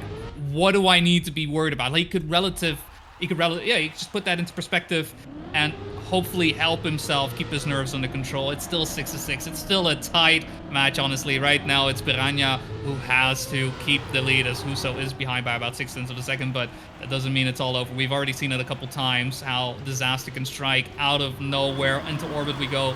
Once again, Piranha still in 8th Exotica, and Charles right behind. Everybody's surviving their way through, and it's a matter of that final drift. Charles with a bit of a clip. That's exactly what I mean. It could come out of nowhere. Piranha does get first place, but unfortunately, Huso still too far behind to get past Charles, who wins, gets third place by about a tenth of a second. And 7-7. It is track point for both Molotov and Damascus Gaming. It is honestly too close to call. Man, it feels like we're threading on thin ice at the moment. It seems like none of these teams want to win this one. They want to push it to the end, maybe send it to overtime and give us as much excitement as possible. It was so close in that one. Unfortunately, the mistake from Husto was just too big and could not catch up with Charles to make that a victory for Molotov. An ace from either team would close it out right now. So if there was a time for mistakes, well, it was previously. It wasn't now. Not this round. You cannot make it this round, because if you do, you could be handing over the match to the opponents, and none of these players want to do so. Charles, Orbit has really not been the map for him. It just has not been a good performance from the Colombian, leaving it up to Exotica to try and save the day for DG at the moment, because if he makes a mistake, well, it could be all over at this point. He's clean through the bug slide so far. He's not pushing it too hard. He's not looking for that win. He's just trying to get this second place. Piranha, there should not be a mistake from him on this tech section. It's a bit wide from Exotica. He has to correct. It's just enough though. Huso gets third. Molotov take the lead, but really it's still up in the air between these two. Yeah, 9-8. I mean, a 1 point away from victory is still not victory, and Damascus Gaming could very much take that away from Molotov Gaming. It's going to be another round for 4 players here in this map to focus up, to hunker down and make sure that they can get as much as possible out of this. Right now for Molotov, it is all about getting someone in first place. Would guarantee a draw, even with Huso at the moment trailing behind. But Damascus Gaming currently pushing as much as they need to, as much as they can. And Piranha, with a small touch, does allow Damascus Gaming to open up the door for a win at this point in time. It's a matter of driving out the track. The gap isn't big between the players, but it is enough for Damascus Gaming. They need to close things down now. Charles doesn't make the same mistake as he did during the previous round, and it's all up for grabs. Let's see how these final turns go. Charles and Exotica, keep it clean to the line, and this match is yours, and you can beat the league leaders. They will falter at your hands. Charles and Exotica, it's clean through the bug slide. Huso and Piranha are pushing. Charles has crashed. Is it going to be a draw? And Exotica needs to keep it clean. Oh my god, it is going to be a draw, and Molotov are going to win on Orbit. No way. That is a disappointing loss for Damascus Gaming. Yeah, that's got to be tough, right? It's already horrible to lose, right? In and of itself, nobody likes to lose. But Molotov Gaming right there, winning it by the skin of their teeth, just a singular point to make the difference. And honestly, pretty much every one of these maps has gone this way. What a joy! What a ride! The bus has finished up its round, and it does look like at the end of the day it was Molotov Gaming in the driver's seat for that one. So congratulations to them for winning it in the end. And honestly, I'm curious to see what our analysts think about what just unfolded right now. Doesn't get much closer than that. As I mean, last round, Damascus Gaming sitting with the ace available, and then just that final crash from Charles. Neil, your prediction almost came true. I mean, it was a very close match. In fact, it did come true. You did predict Damascus Gaming to ultimately lose in a very, very close match. I did, yeah, and it was heartbreak for sure. I mean, I was happy my prediction was right, but I was actually really sad for my boys to be in ace position and have the match win and just falter out in the end. It's really sad to see, but hey, my prediction's right, so I made some fake money. So yeah, that's no. Unfortunately, we don't even give you fake money for getting the predictions right. You just get small sense of pride out of that one. Babs, you were talking about it in that final round as well. I mean, that would have been a huge win for Damascus Gaming, who, look, it's still a good result for them. 2 points is not nothing for the league standings, but as things kind of stand in Division 2, they are looking like they're going to be really fighting for their spot in the mid-table to get into that top 4 come the end of this season, end of league play. This win would have been huge. I mean, that round may just have been the turning point for their entire season. Yeah, I mean, there's a 2-point swing in the league table in that round, and I mean, that whole match felt like it was a mental battle as much as a battle on track. It felt like both teams were a bit nervous. They knew what was at stake. And, I mean, to use the analogy of Boney, it came full circle on the final map on Orbit there. Really, I mean, I felt a sense of frustration for the players on Orbit. It just felt like those mistakes kept coming out at pivotal moments when really they were the moments where you can't make those mistakes. You need to stay focused, you need to communicate, and you need to close it out cleanly. It seemed like nobody was able to do that, and unfortunately for Charles, in the most important round, he wasn't able to do it. Absolutely. I mean, very close, very tough. I mean, these are the matches that make and break your tournament potentially across the course of league play, and especially in a situation like that. I mean, a 2-point, kind of almost a 4-point swing in one round there for Damascus Gaming, the way that shakes out, right? I mean, the difference between gaining the extra 2 points for winning the map, winning the match, and not getting them. It's going to be very, very difficult to figure out exactly how that goes. We are just waiting very quickly. We should be getting an interview with one of the players on that winning Molotov Gaming team in very short order. And we're just going to stall out until then. I suppose we might, if we have it available, take a quick look at the Division 2 standings after that match to see exactly how things have shaken out with that. I mean, obviously, again, big win on that play for Molotov Gaming, who are now cleanly at the top of the table. Babs, you kind of said that they were top of the table going into that match, but it was technically second with LGB having a game in hand. Now sitting 5-4-4. Molotov Gaming feeling very strong. Maybe the team to beat, absolutely, after their first 3 rounds. Yeah, I mean, they've put themselves on that pedestal, and, well, Damascus Gaming felt like the first contenders, but many more are waiting in line to have a go at them. Yeah, absolutely. And then throwing our eyes down the leaderboard, Neil, Damascus Gaming, 5th place after that one, 1-4-2. Little bit tough. I mean, that's, maybe not exactly where they were hoping to be sitting after 3 rounds played. Yeah, I mean, you look at the matches that they've played, and they've beat Les Galettes, and have a close match with Molotov Gaming. They've had the closest match was the top 2 of Division 2, and they're just at the bottom. I really hope they get their promo relic spot in, and they have good performances. They're up there. They have good pace. They win rounds. They get aces, but it's just not coming out for them as much as they would want. So I really hope they can really pull it out for their next match. Yeah, fingers crossed. And I mean, looking forward to week 3 as well. I mean, difficult matches coming up. I mean, I believe Damascus Gaming play Puff Bros in week 3, Babs, is one of the matches that I'm looking forward to as well. And that's looking like it could potentially be one of those matches that does ultimately end up deciding who goes through to promo relegation, who ends up missing out by a hair once we get there. Yeah. Babs has unfortunately muted his microphone mid-panel, which is certainly one of the plays You've of all heard time. enough of Babs, me, okay? Yeah, I'm sure you've got very interesting things to say there, though. I do have very interesting things to say, but I do want to know a little bit more about, what happened in that match from the side of Molotov. So maybe we should get our interviewee in whenever he's ready. I think we're going to be speaking to Huso about what happened in that match, because, yeah, as I said, really much of a mental battle as a battle track. Yeah, absolutely. As Babs has just alluded to there, we will be getting Huso in for a quick interview, our first interview of the Beacon Duo League Season 2. It's the Beacon Duo League Season 1. I keep thinking because of the number 2, it pops up too often. We will get Huso in for a quick interview on this one to talk about how things went down on that. Huso, welcome. Here he is. Huso, welcome to the broadcast. Congratulations on the win in that match. Very close, came down to literally the final round. Tell us a little bit about how it felt when you realized you'd won that match. Hi, first of all, GG, well played. It was an interesting game. It was very close on 3 different maps. It came down to the overtimes, to the last rounds. In the last map, like, our mentals were a bit shaken. I think it's we can say the same about the opponent team.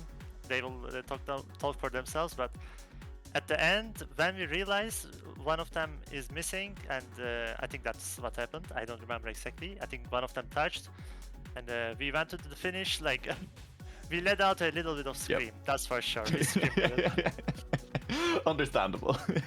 Yeah, we can say that. It was Yeah. a thriller of a match. It's a good pun. I know Boney will appreciate that one. But Huso, throughout that match, as I was saying on the cast, it felt like it was a mental battle. Like both teams knew what was at stake. You know, both very good teams and vying for those top spots. You guys have had a very good start to the season. Did you feel confident in that one, or was it a bit shakier? We felt confident in our own performance going into the match. We knew that we will perform less or a bit more, but we will definitely perform. The only concern of us was about the opponent team because they have good players in the team, and their pace is good. Their consistency, I think, is again very good. So all came down to what they were going to show up with, and what we had was enough to beat them by a small margin. But yeah, we were quite confident, I can say. Yeah, so you talk about Damascus having good players and stuff, but I want to ask, like, Charles and Exotica have been teammates for a long time together now, so they've basically perfected the teamwork. You and Piranha are a bit new, I'd say. You had a Turkish duo multiple times. You had Ignite recently, and it's nice to have someone from your same country. Have as a duo. It's very nice. So how is it playing with Piranha? Yeah, I can say it's a whole different experience because with Ignite, it was so simple for us to coordinate. We both spoke the same language, Turkish. We also spent time together before playing like Trackmania in World Tour. So we were already friends through Trackmania, and when World Tour came up in 2023, we were already like ready to be a duo. So it was much easier for us to set up our coordination. But now with Piranha, he's a great player, but we definitely need to go some getting used to each other. We need to get used to each other. At least we speak English, so that's fine. We can definitely communicate well. Yeah, giving information during matches, no problem. We just need to get used to each other's like habits, I would say. During the match and off the match in the practice, it will take some time. I will give it 3 months at most. So yeah. Well, in 3 months unfortunately, Beacon Duo League is going to be over long before then, but still, as you say, plenty more duo competitions coming up this year. With that in mind, then, you're saying maybe 3 months for it to be perfect between you two. How far are you guys looking to go in the Beacon Duo League? I mean, you have to be at this point sitting at the top of the table targeting promo relegation. How are you feeling about that and beyond? Oh, we are going for Div 1, baby. Okay. Feeling good about it. Huso, thank you so much for joining us for an interview here. Any final words, anyone to thank while we have you on the broadcast? Yeah, thanks to Molotov Gaming, everybody in there, they are supporting us very well before each match. They are wishing us good luck, congratulating us. I want to thank them and my Turkish friends who are also like taking a look at our performances. So thank you very much. Also, thank you for having me here. Have a good stream. Absolutely. Thank you very much, Hugh. So we are going to throw things to a quick break. We'll be back with our second game of the day, heading up to Division 1 to continue the action of the Beacon Duo League. Don't go anywhere.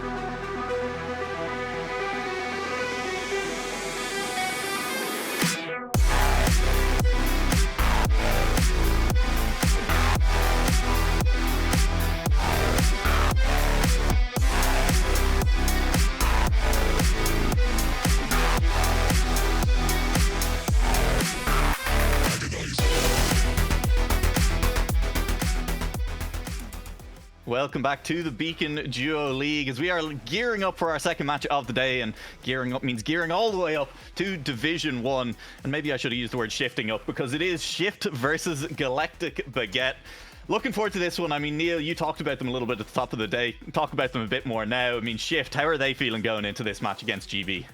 Yeah, I mean, they're at the top of the leaderboard right now. They have nothing to be scared of. Confident players. Loso has, I mean, so many hours in this game. He's so perfected every turn, every tech turn. He's ready. New Prime, I mean, this guy, and New Prime and Outside Dirt is like the perfect couple. And so I'm excited to see how they perform. They're up against really two good players. I mean, Melio has performed really well in World Tour recently. Richie, I mean, he was on stage for Ascension. He's been many monthly tournaments, many lands he's won. So, I mean, this is a group of some of the top players in Trackmania ever, and some of the best maps we've seen. So, yeah, absolutely. Babs, we're getting very close to time here, so I'm just going to ask you straight away for a prediction on this one. I mean, I do have to add the note that Galactic Baguette have just come off the back of a win over Big. They beat them for 4 maps to 1, 5 points going off that one. I mean, confidence builder, surely, coming into this one. Do you think it's enough for this squad of Richie and Melio to take down the Shift boys? I think they'll have a lot of confidence from that. It'll be enough for them to get 2 maps, but it won't be enough for them to win the match. I think New Prime and Loso are just, seem a little bit too strong. Galactic Baguette going from strength to strength, but just not enough so far. Completely fair. I'm going to ask you then very quickly, Neil.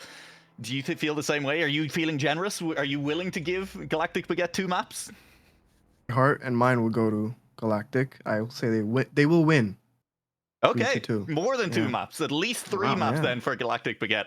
Well, once again, a split desk on the panel here, and we'll throw it on straight in to the casters. We're going to send it over. Joining us on the broadcast for the first time in the Duo League, in fact, for the first time on Beacon, Legion, welcome. Delighted to have you. Thank you guys so much for the warm welcome. Hello, everybody. I am Legion 2K, joined alongside Babs here for the battle for supremacy in Division 1. Galactic Baguettes and Shift both sitting top of the table. However, it is GB with the advantage, 127 round points compared to the 105 of Shift. They're also tied with Nemesis, who is over with 103 round points, so it's a pretty close fight up here at the top. But of course, as the desk just said, GB coming off of a win. Yeah, absolutely. They've got 2 wins on the bounce now, essentially, after that round 2 performance as well. But they did lose 4-1 to Team Nemesis. So I think our team that are similarly leveled to Team Shift, to Loso and New Prime. So this is definitely going to be their biggest challenge yet following that round 1 match. I think they've gone from strength to strength. They had a really good performance in their last match against Big, which has just happened. So I think they could potentially use that momentum into this one, get a point or 2, but I think it's going to be a bit too tall of a task for them to win outright. Yeah, with how close it's been with these 2 teams sort of throughout the tournament, I'm not surprised if we go to overtime at least once or twice. And you also have to factor in with GB coming off a win. They're already sort of in the groove. They're already warmed up, as it were, so Shift may be at a slight disadvantage for that. Do you think that's going to play a part, or do you think it's not really going to matter? I mean, it could play a part, but as we just saw in that Division 2 match, the mental of these players plays such a big part, especially on these maps that are so difficult. I think that's going to be the main, contributing factor to who is able to, get the most points and potentially get the win in this one. And, Loso and New Prime, they should feel confident. They should feel good going into this one, because they're a team who's fighting for that top spot in Division 1. And that's a lot of praise for a Team Shift. Yeah, it really is. I mean, they've been teammates for what feels like forever. So they've got each other kind of dialed in. I'm not too certain about Galactic Baguettes. I don't know how much Richie and Melio have actually played with each other, but I mean, it's clearly been paying off quite well, seeing as they are tied for first in this competition. But folks, we are getting ready for our first match here. It's going to be on Mander.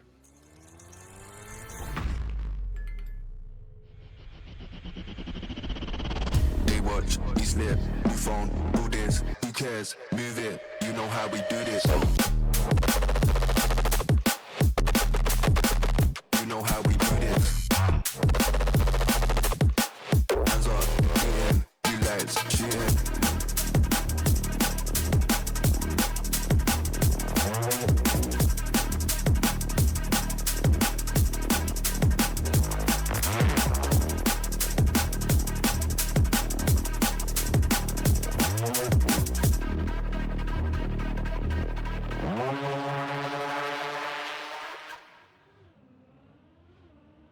ladies and gentlemen, we are off and racing. Shift and Galactic Baguettes fighting for top spot here in Division number 1, and we're getting into Mander, and it's been a pretty solid start as we're only about a 10th separating everybody. It is New Prime, though, on the back foot early.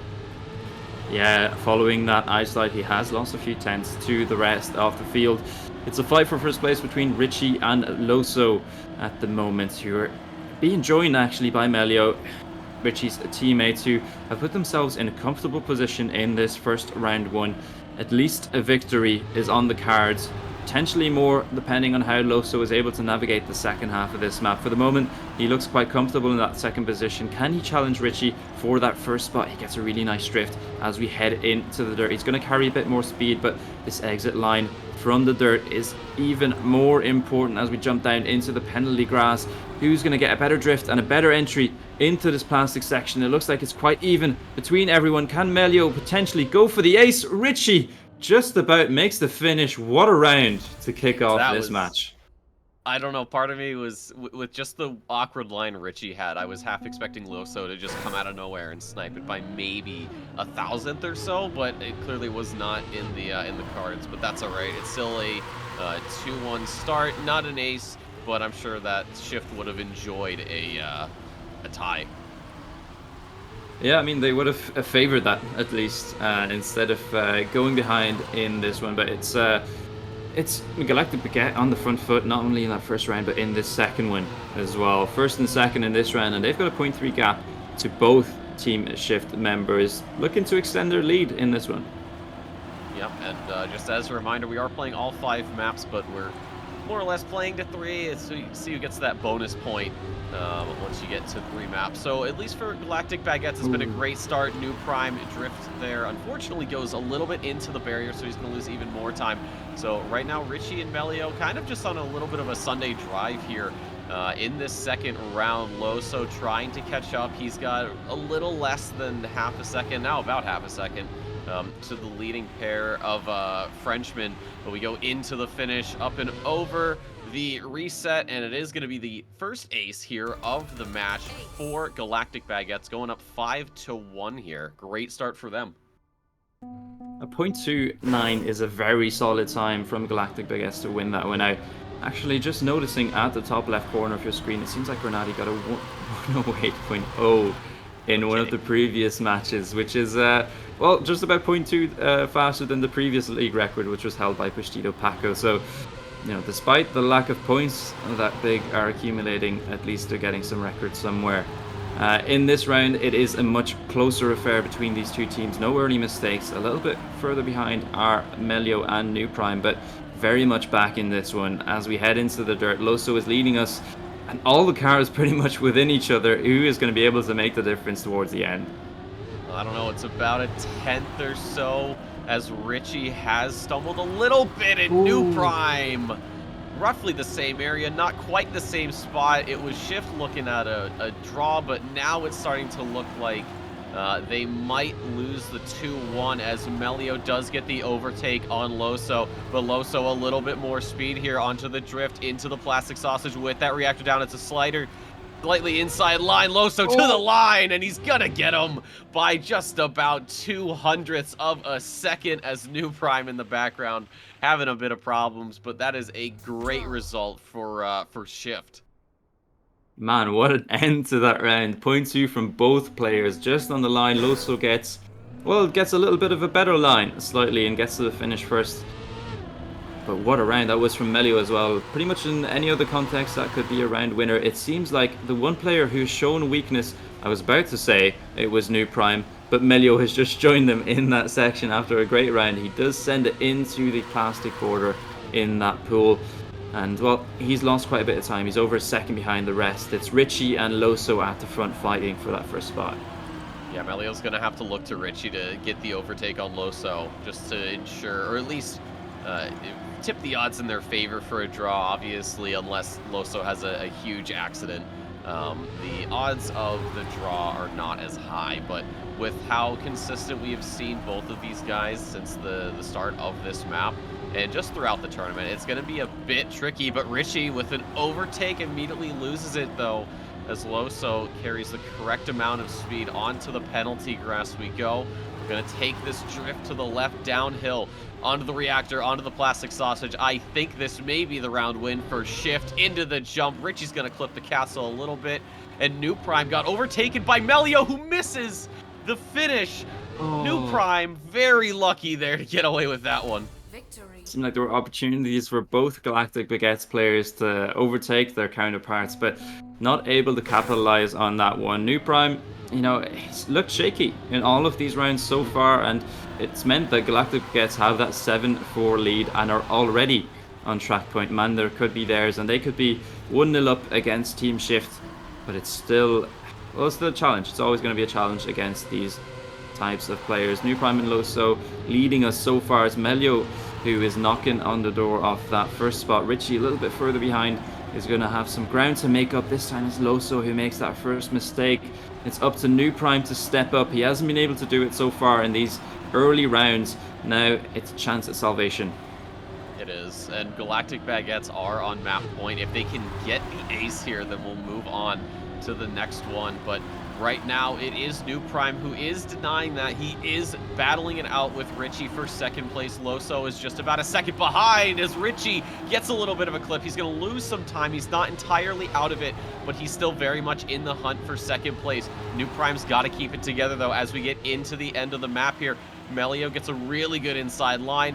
It's going to be 1 jump, 2 jump into the finish. Richie has to go safe, which means Loso can pick up third. It is another draw here, but it is still map point for Galactic Baguettes. Oh, that is a let-off for Team Shift. And, well, despite all the action happening behind them, Melio did drive a 0.16, an incredible time coming out from the French player, showing that, well, in this duo, there is no weak link. Both Richie and Melio can drive those fast times, but at the moment, New Prime, he's just not in it on Mander, and he's not been able to have enough of an impact to keep the score close enough. Melio and Richie, and that's another mistake from New Prime. Loso is further behind. It's really just not going their way. Galactic Baguettes, it's in the palm of their hand now. They just need to keep it clean, and, well, if they were to lose it at this point, you could say it would be a huge throw. Yeah, Loso messed up the ice slide at the start, clipping sort of the pool section with the reactor, so he had a full respawn, and then New Prime, I think, touching or something to that extent, because that gap has grown 2.6 seconds right now to Melio, who is just bouncing all over the place. He's just having a good time, I think. So this might be, Melio, No. Melio's troll, Melio's getting a little too goofy with it. He's having so many problems. It's New Prime. What is happening? Loso, please somehow tie this. I will love you forever. But Richie's gonna get first place. New Prime's got to go for the safe finish. Melio, is there enough time? Just about. And Galactic Baguettes, in the most troll round I think I've seen in all of Beacon Duel League thus far, will get map number 1. Man, that was... I think Melio was under so much pressure. That first clip came through. He was like, okay, I can keep it clean. The second one comes through, and then the full bonk, and then New Prime comes past. Wow, he's very lucky that Loso had made such a big mistake. But yeah, able to close it out just about. That was close, though. That really was. Yeah, I get kind of being a little bit more relaxed towards the end, but we got lucky that it didn't go that poorly, let's say. But yeah, it's time to go for the next map, folks. We are on to Thriller.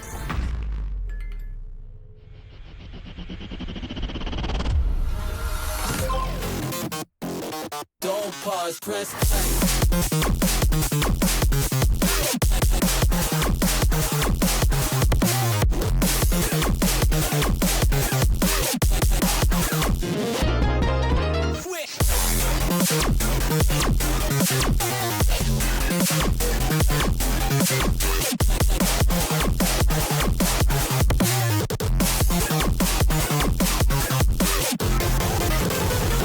Don't pause, press play. Thriller is map 2 after a convincing win on Mander. Galactic Baguettes, well, they'll be feeling good. Shift, on the other hand, it was not convincing at all. And they're going to have to pick themselves up. They were considered one of the favorites coming into the league phase. Well, they're going to have to show their worth on Thriller. One of the most technical maps. You really have to keep your cool and you have to show your pace on this one. We know they've got it. Can they pick it up? Well, that's going to be the question only time will tell. We are getting right into this. It's incredibly close to the checkpoint. 2 tenths is going to be probably the gap from first to fourth, but Richie and New Prime battling for position number 1. Loso is in hot pursuit. Melio's lost a little bit of time because he's dropped about 4 tenths, so something must have gone wrong there in one of those sections, but it is still being Richie hounded by New Prime as we get into the end, into this quarter pipe jump. New Prime overtakes. Richie goes a little bit lower. Is he going to have the speed into the jump? It doesn't look like he is. New Prime will take first. Richie in second. Loso third. Melio fourth. Victory 2-1 for Shift. A bit better start than last time. Yeah, on what was a very close round, 0.4, 0.5, 0.5 from the players. A really close one, really important for Richie to get that second place. It looked like he was challenging for first, but in the end, settles for the second step on the podium. It means that his team, well, they don't get aced, and it remains a 2-1 scoreline. As you said, a good start for Shift, but they're going to have to build on it if they want to try and win this one. Yeah, it's definitely going to be a bit trickier this time. You know, Galactic Baguettes kind of just walked all over Shift in our last map, so they are sort of trying to make amends and keep that momentum going. But right now it is looking a little tricky. They are, however, finding their stride.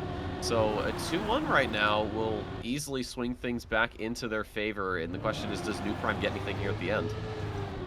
Yeah, and he's got a lot to try and get. It's both Richie and Melio ahead of him, but he's got a brilliant quarter piping. He's actually taken the lead in this round. He claims the draw for Shift. That looked like an unsurmountable task, but what an end that was from New Prime to overtake the 2 French players.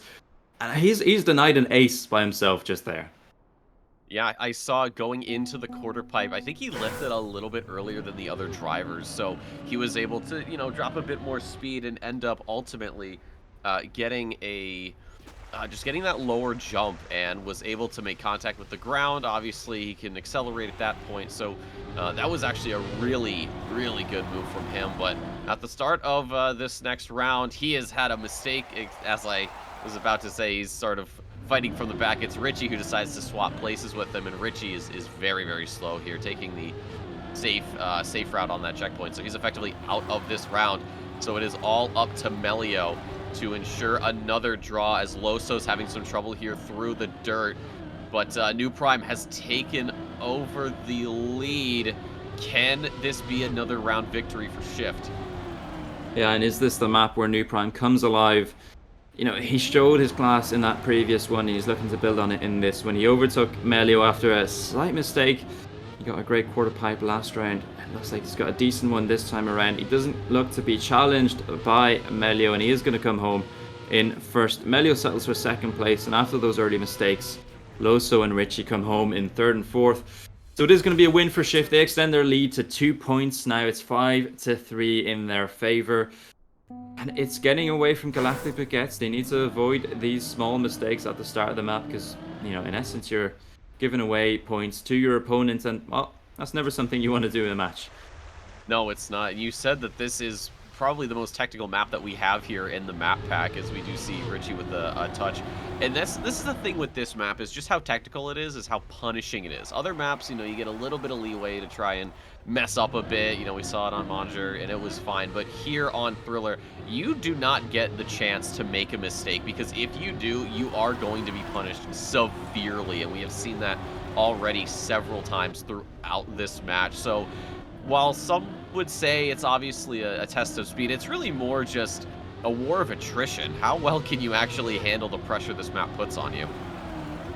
Yeah, at the moment it's Melio who's handling it the best in this round. Richie the worst, unfortunately. His teammate is at the back of the pack, over 6 seconds behind, and Loso and New Prime are putting the pressure on him going into this quarter pipe. Loso has got a great one. He's got good speed, but is it going to be enough to overtake Melio? No, it isn't. It was his turn to keep this cool and to save the round for his team. Galactic gets a nice little point two. As we see at the same time, it's a new league record that's been set in a different match. Bozbez just got a .207 for himself. So 2 great rounds in 2 different matches being set at the same time. I know, it just shows you the prowess of these guys. And GB obviously a bit happy with the draw, but it's not going to win them a game right now because they are still down by 2 points. If they draw again, or at least if Shift gets 1 point, they are set for a potential map win should they get an ace. And Loso is making that. Oh, and New Prime has to go. So this might be the ace for GB. They could be on track point after this one. A +3 in their favor would be huge at this point. Loso, you know, he's made that mistake, but he is only 0.6 behind. So he still has, you know, a part to play in this round. Richie and Melio cannot stay too comfortable in those first and second positions, as it looks like Loso is actually pushing to try and gain a little bit. It's down to 0.5, but for the moment it's not enough to deny any points going the way of Galactic Baguettes. They've been clean so far. Can they continue to do so as we go into the quarter pipe? Loso takes that inside line. It's not going to be enough, I don't think, unless there's a clip from Richie or Melio on this one, and there isn't. They make it into the finish. Sorry, it is an ace for Galactic Baguettes, and they take hold of this match. And now it is Shift who's on the back foot again. So GB with the map point, should they ace it again? Shift, though, 4 points out. Even if they ace, they're not going to be able to close it out. So a lot more pressure now being put onto the Shift players.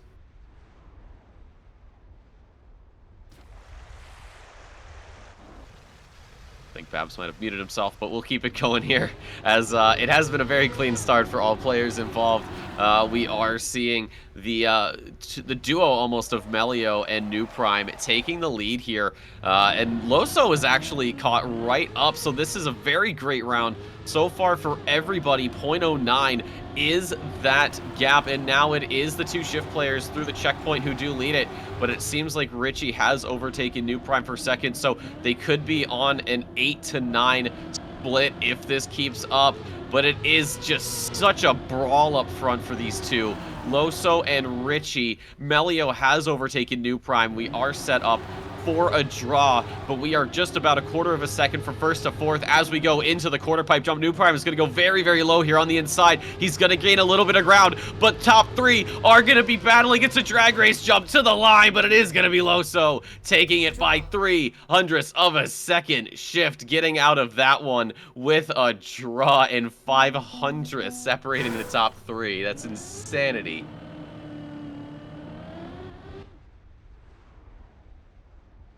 Babs, I think Babs is muted. There he is. We found him. Hi, Babs. Hi, Babs. Yeah, I'm back. I was just too excited by the outcome of that round. About 10th between all 4 players. New Prime, he drove a really good time, but ended up last in that one. Still, a draw for them was a good conclusion to that one. It means that they're on track point. Like their opponents, New Prime, that's a shaky line into the 360, but he does keep it cool. A win here for Galactic Baguettes could mean they take map 2 as well. And for the moment, they're in that formation. They are, but Loso is really giving Richie the runaround right now. He's trying to see if he can force a mistake.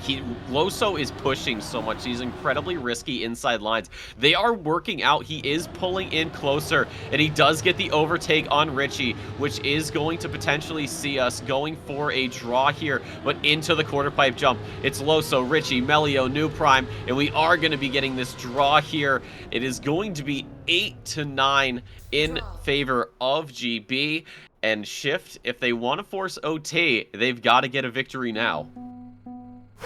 Yeah, and they could potentially even win the map with an ace if that were to be the case, but it's a tall order considering how good Galactic Baguettes have been so far. There is an early mistake, however, and that was from the side of Melio. It's going to be a blessing to hear for Team Shift. New Prime has had a good start, and he's leading us as we head into this uphill section.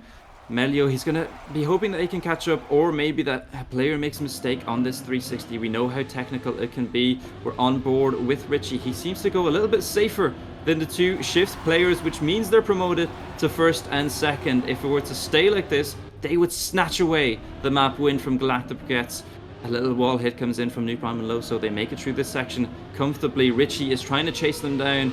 For all it's worth, he needs to get first or second in this one if they want to stay in it, and Loso's going to gift it to him. A big mistake means he falls into the void, and he is relegated potentially down to a 4th place as Melio is promoted up to 3rd. Nuprime in 1st place. It's not going to be enough if the Galactic Baguettes players stay in that formation, and even Richie is going to add insult to injury. He's going to get a 1st place in this round. Matsu goes to Galactic Baguettes.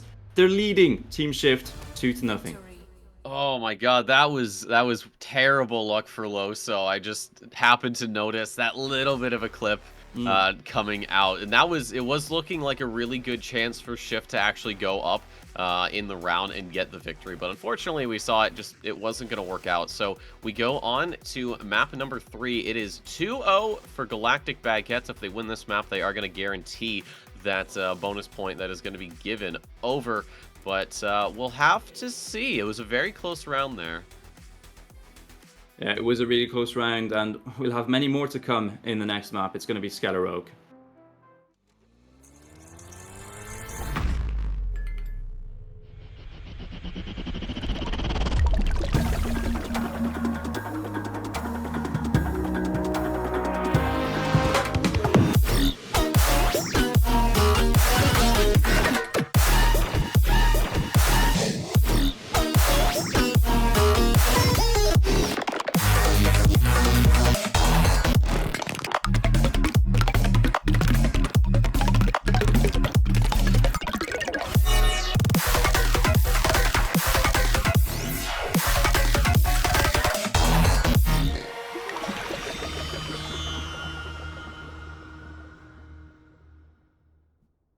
Map number 3 is underway. It's going to be Marabello here. Galactic Baguettes lead Shift 2-0 in this contest. The battle for the top spot in Division number 1.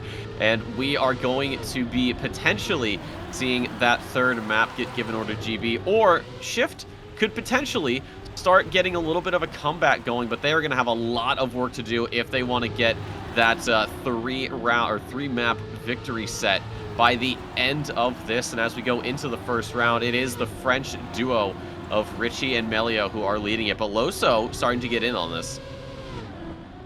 Yeah, I don't think anybody expected this scenario coming into this match, with Melio and Richie leading by 2 as we head into map 3. And in this round they're leading as well, as Nuprime is the one who's off the back. Loso struggling through that 3rd section promotes Melio up to 2nd place, and Richie is comfortable in 1st. Are they going to be able to keep it that way? Going into the fragile section, Richie's very close to both of the borders, allows Melio into 1st place, and Loso back into the fight, but he's going to need a really good end if he wants to challenge Galactic Baguettes. He does have good speed, but is it enough to get in front of either of them? It isn't on the line. It's a 0.8 from all 3 players, but the ace goes to Galactic Baguettes. Well, if you're going strictly off of numbers, it's really not surprising that GB is in the driver's seat here. That round points advantage is 22 points overall, so 127 to 105. So to say that, if you just leave it as, both teams are tied for 1st, it's like, okay, how does it, who really has the advantage? But when you look at the numbers, it has been Galactic Baguettes who have been proving themselves to be the team to beat. And it is Shift who is fighting the uphill battle here. But right now, it's still very close. Nuprime has taken the lead, so it's going to be up to Loso to either overtake and get 2nd or at least hold 3rd. Yeah, really difficult to call so far. Making it a little bit easier is Melio, as he bonks straight into that light pole after the bow slide, sends himself down into 4th place and far behind the rest of the competitors. Could it be an ace for Shift, as Richie has made a mistake? Loso's sent very wide, but he maintains his 1st spot. Richie, that was a costly mistake. If both Shift members make it through this finish cleanly, it looks like they're trying to do so. Loso and Nuprime should be comfortable on this drift. They should know what the situation is, and it looks like they're going to keep it clean. Counter ace comes through. A little bit of tit for tat, so 3-all is the score here, as Melio's just trying to see how close he can get to the finish, but Split responds immediately, keeps things tied up.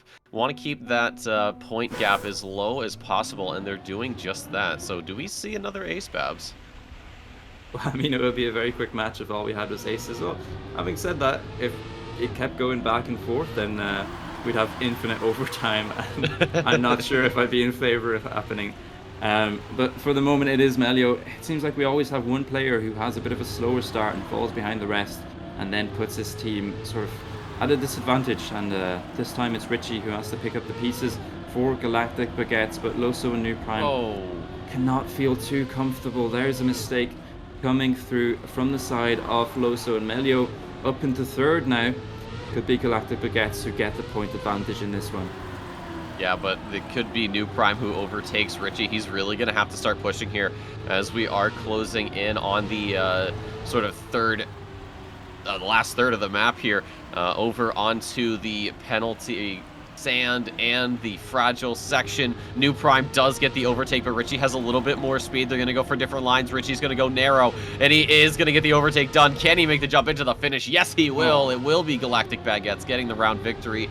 2 points to 1. That could have gone either way. Victory. Yeah, and thankfully for Galactic Baguettes, it went in their favor. It was really close between Richie and New Prime, but again, they're in the lead on map 3. It could be a 3-0 to start things off before we head to our final 2 maps. And Shifts, well, they need to pick themselves up, because at the moment they're staring down the barrel at a defeat in this 3rd round. New Prime and Loso, it's a decent start for them this time. It's Richie who's a bit off the pace. Melio who's trying to consolidate that lead at the front. Richie comes back with a good section of the statue. And Loso and New Prime are fighting him for that 3rd and 2nd spot. Melio comfortably in 1st as we head into the wall hug. Has good speed.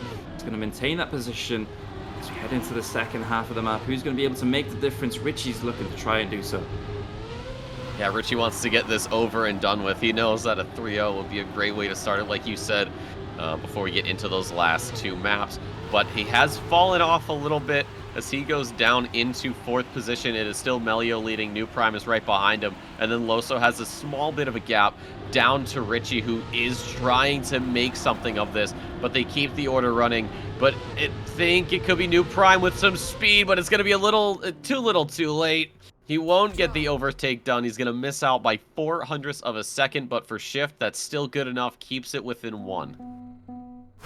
I mean, it's also good for Galactic Baguettes. 1 point closer to track point, up by a point so far, 6-5. Who is going to have that unfortunate 4th start? Well, it doesn't look like really anybody does at the moment as we head into the booster. This very tricky section. You want to get good speed, but again, early landing onto that reactor. Melio has an inside line. Needs to overcompensate a little bit with his drift, and it means that he joins Richie at the back of the pack. New Prime and Loso have had 2 good starts so far. Gonna have to keep it clean in the 2nd half of the map as we head into the wall hug. They're really neck and neck, the 2 teammates from Shift. They, well, disband for a slight bit in the air. Richie is allowed into 1st place, and with a great bug slide even further into that 1st position. Melio, only 0.2 behind, remains at the back of the pack. Can he make anything happen to try and potentially get a victory for Galactic Baguettes? Well, it's a little Constantina between himself and New Prime. Gains ground, loses ground. Gains ground, loses it again. So it's really going to be difficult for Melio to get the overtake done. But as we go through the last couple checkpoints, it is going to be the Shift boys popping out in front. Richie's got a little bit more speed on Loso. Can he get it on New Prime? No, he cannot. What? It's a tie. No way. A 107.745. But it is New Prime who takes the round over Richie. And we are 7-all here. Map point for both teams.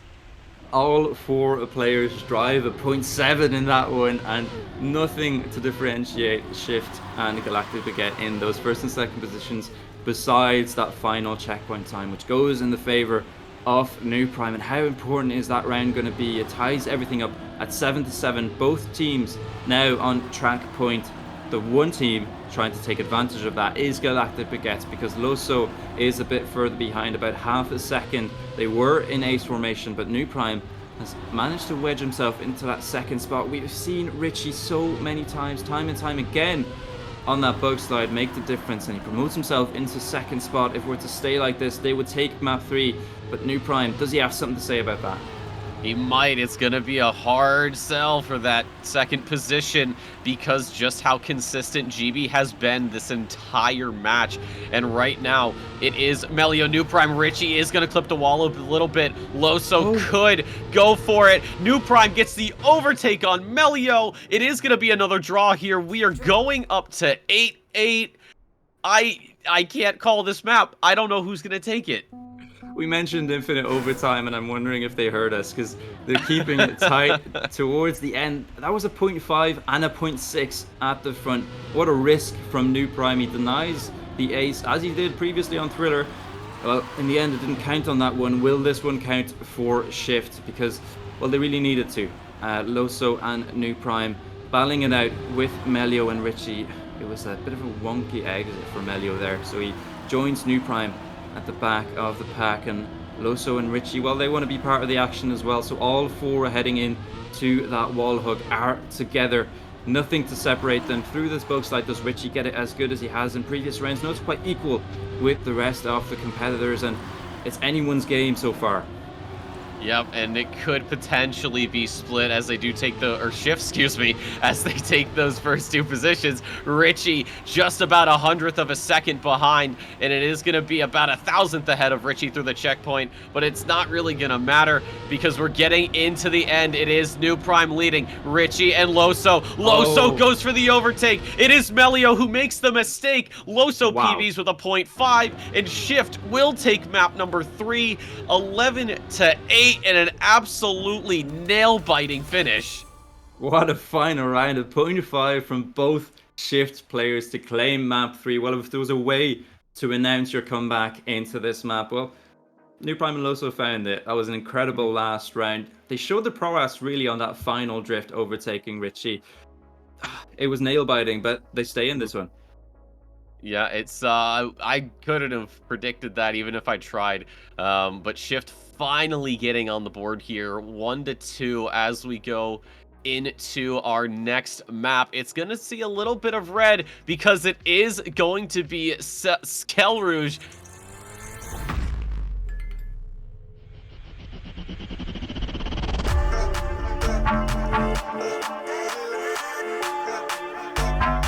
This shit, it ain't go insane.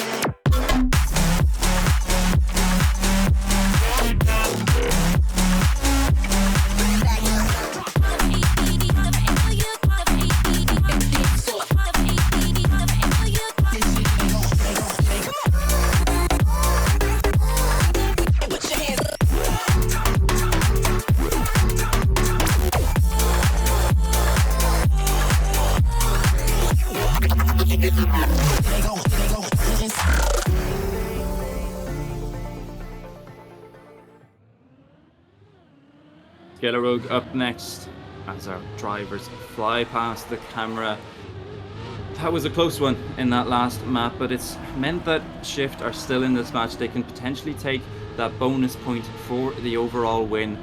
Well, they're looking to do so. New Prime has started off very fast in this first round on Skelear Rogue, and the Galactic Baguettes players are left trailing in the dust. It's Loso who is leading behind his teammates, and they're looking to start off this first round with a bang. Richie 0.4 off the pace at the moment. He's going to have to try and fight his way back into this one, as is his teammate, if they want to avoid this ace. Yeah, but it's going to be, well, it's not looking likely here right now as Richie and Melio just struggling a little bit over some of these sections that the Shift boys seem to have down pretty well. And as I say that, Melio actually getting a great exit, so he'll catch right up to Loso. But it is still New Prime running comfortably in first. Richie about half a second right now to the front. But we are getting towards the end. This has been a section that I've seen many people have thoughts about, and it's been pretty fun, and it is going to be a great start, though, for Shift picking up the ace here, doing what Galactic Baguettes did on the first round of the last map.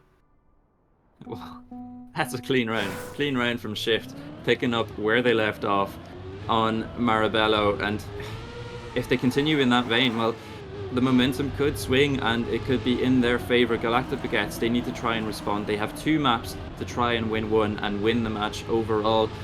Richie, he made a mistake in that first one. It's another one in the second round, but that's a huge mistake from New Prime. He swerves right into the post and sends himself into that respawn. Loso needs to keep it clean to potentially get a draw in this one, but Melio is going to be hoping for a little bit more and maybe trying to overtake to get that win. Yeah, he's 2/10 right now behind Loso, and Richie is about half a second beyond that. So Richie could potentially take something here, but for right now, GB is looking at the draw. New Prime, of course, well and truly out of it after that crash. So he's not really going to play any part in this, but Loso is looking incredibly consistent and clean here as he leads it. Actually extends that advantage to over half a second. Does come down a little bit, but that's okay. We go into the end. Loso nails the 180 beautifully, and this will be Shift getting a draw here as Melio and Richie actually both go for the safe finish. Yeah, interesting tactic to see from Galactic Baguettes. They could have went for the risky and hoped maybe that, you know, they could overtake Loso, but instead they hoped he would make the mistake. They went for that safe finish, knowing that they had the advantage on New Prime. I mean, it ends in a draw, so it's not a bad decision, but maybe they could have hoped for a little bit more. Loso just a bit too strong in that previous round. This time it's Melio with that first mistake. The clip at the start, it's not as costly as New Prime's one in that previous round, so he's going to stay in contention despite being off the pack. New Prime and Loso looking very clean at the start of this one. Yep, Richie is starting to come back a little bit, giving the Shift players a bit of a problem here as he has overtaken. You can actually see New Prime and Loso starting to risk a little bit more here. They do have a 3-point advantage, but they want to try and get that ace. It seems like they really want to close this map out and get on to map number 5. But Richie into the lead. This has made it a draw once again, but New Prime and Loso coming back with a vengeance here. New Prime goes into first. Loso is going to be just about second here as we go into the final section. Richie has to get this perfectly if he wants to make it stick, and it will be Loso that completely fails the end here. That does give Melio an in for another draw, and what was looking like an ace or a victory has been completely turned on its head. I mean, you know, that mistake from Loso is costly, but it's still really not enough for GB. 5-2, 3-point gap. They need a victory or an ace in this one, or at least in these next few rounds to close that gap, because we're edging towards track point for Shift. And the further that goes on, the more likely it is that GB are able to claim this map. It's Melio who's made that early mistake. Loso the correction on the penalty grass just to avoid that little beam means that he's relegated down to third and allows Melio back into the fray. But it's everybody in line, at least 2 or 3 car lengths between all the players so far. Yep, and it is still a player from Shift at the helm here. It is New Prime this time around, so it seems like New Prime and Loso like to trade back and forth the captain's hat. But it is a very solid round despite those slight miscalculations from both Melio and Loso. It is still a pretty clean round overall. 0.6 from first to fourth. As New Prime leads it still, Richie, Loso, Melio, and we are coming up to the end. Is anybody going to mess up the 180 onto the ramp? Let's take a look. Everybody's going to get it clean. Loso, I thought he had a lunge there for the overtake on Richie, but it will be the round victory for Shift. Well, we mentioned how difficult this finish was in week 1. Well, the players are showing how consistent it can be. Really, very few mistakes despite that one from Loso in the previous round. So far, really nothing to separate them. The differences have been made at the start of the map. And here it's Loso and New Prime, both with mistakes of, well, different difficulties, I guess. Loso remains within contact of the GB boys. New Prime is off the back, at least 0.8 behind our leader, Melio. Yep, and this could be the chance for Galactic Baguettes to get back into this. An ace would be an absolute godsend for them to go from 4 points down to 1. But Loso has been incredibly dangerous here. We've seen it a lot on this map especially. This is probably the one that GB really didn't want to play, but for right now it is looking like there's a little bit of sunshine here in this rainstorm as they are running 1-2, but Loso could split them up and only make it a 2-point gain instead of a 3. looking to rain on their parade. He gets that inside line onto the grass. You need to keep the gear to get a good approach, but he bounces and mistake. Melio? But there was a mistake as well from Melio. Who's going to get that second place as Richie comes across the line in first? It is New Prime who steals it away. Melio still gets third, so guarantees the win for Galactic Baguettes, but it does mean that Shift are promoted onto 8 points, and Galactic Baguettes still are not on track point. That was quite the final round. I saw it, yeah, Melio and then New Prime messing it up. So that was, I mean, that was surprising. We haven't really seen either of these teams struggle. So maybe that round everybody was kind of shocked at the running order and just completely lost focus. But for Shift, yeah, this is great news as you're still ahead and your gap is 3 instead of 1. Yeah, and a bigger number is always better for Shift's case. Loso and New Prime, a great start this time around. New Prime has had a few of these rounds where he's had that gap to everyone else, just, you know, completely on a tear, but there have been mistakes in this second half of the map, at least recently. Loso and New Prime looking to keep it clean, however, this time. Maybe guarantee an ace, at least a win, and to move on to a final map decider. GB, they're going to have to do something special if they want to claim this one back. Melio and Richie, they've been consistently slower through that plastic section, and it's Loso and New Prime. They're hoping to not make a mistake on this end. Well, it's gonna need a miracle right now to make this happen. Richie goes for the safe finish. Does Melio have an overtake? No, he does not. Ladies and gentlemen, Shift is gonna win map number 4 here on Skelear Rogue. And that can only mean one thing, and that is map number 5.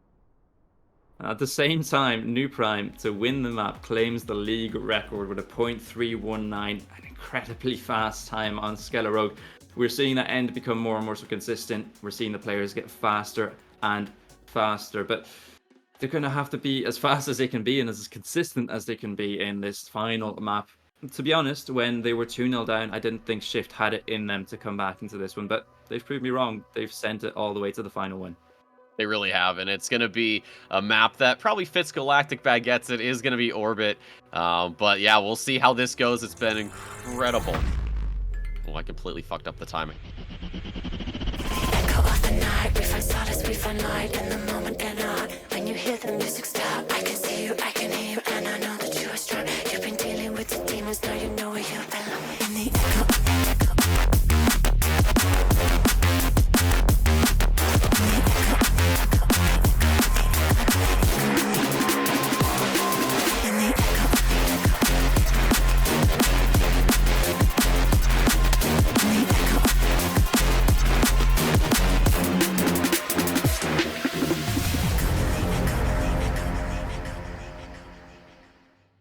Ladies and gentlemen, map number 5, Galactic Baguettes 2. Shift is at 2. We were thinking it could have been a GB 3-0 sweep, but Shift has been responding, and we go to a decisive map number 5. It is Galactic Baguettes and Shift who are tied at the top of division number 1, but it is GB that does have the slight round point advantage. But onto Orbit we go, and how can you even call the victor on this one?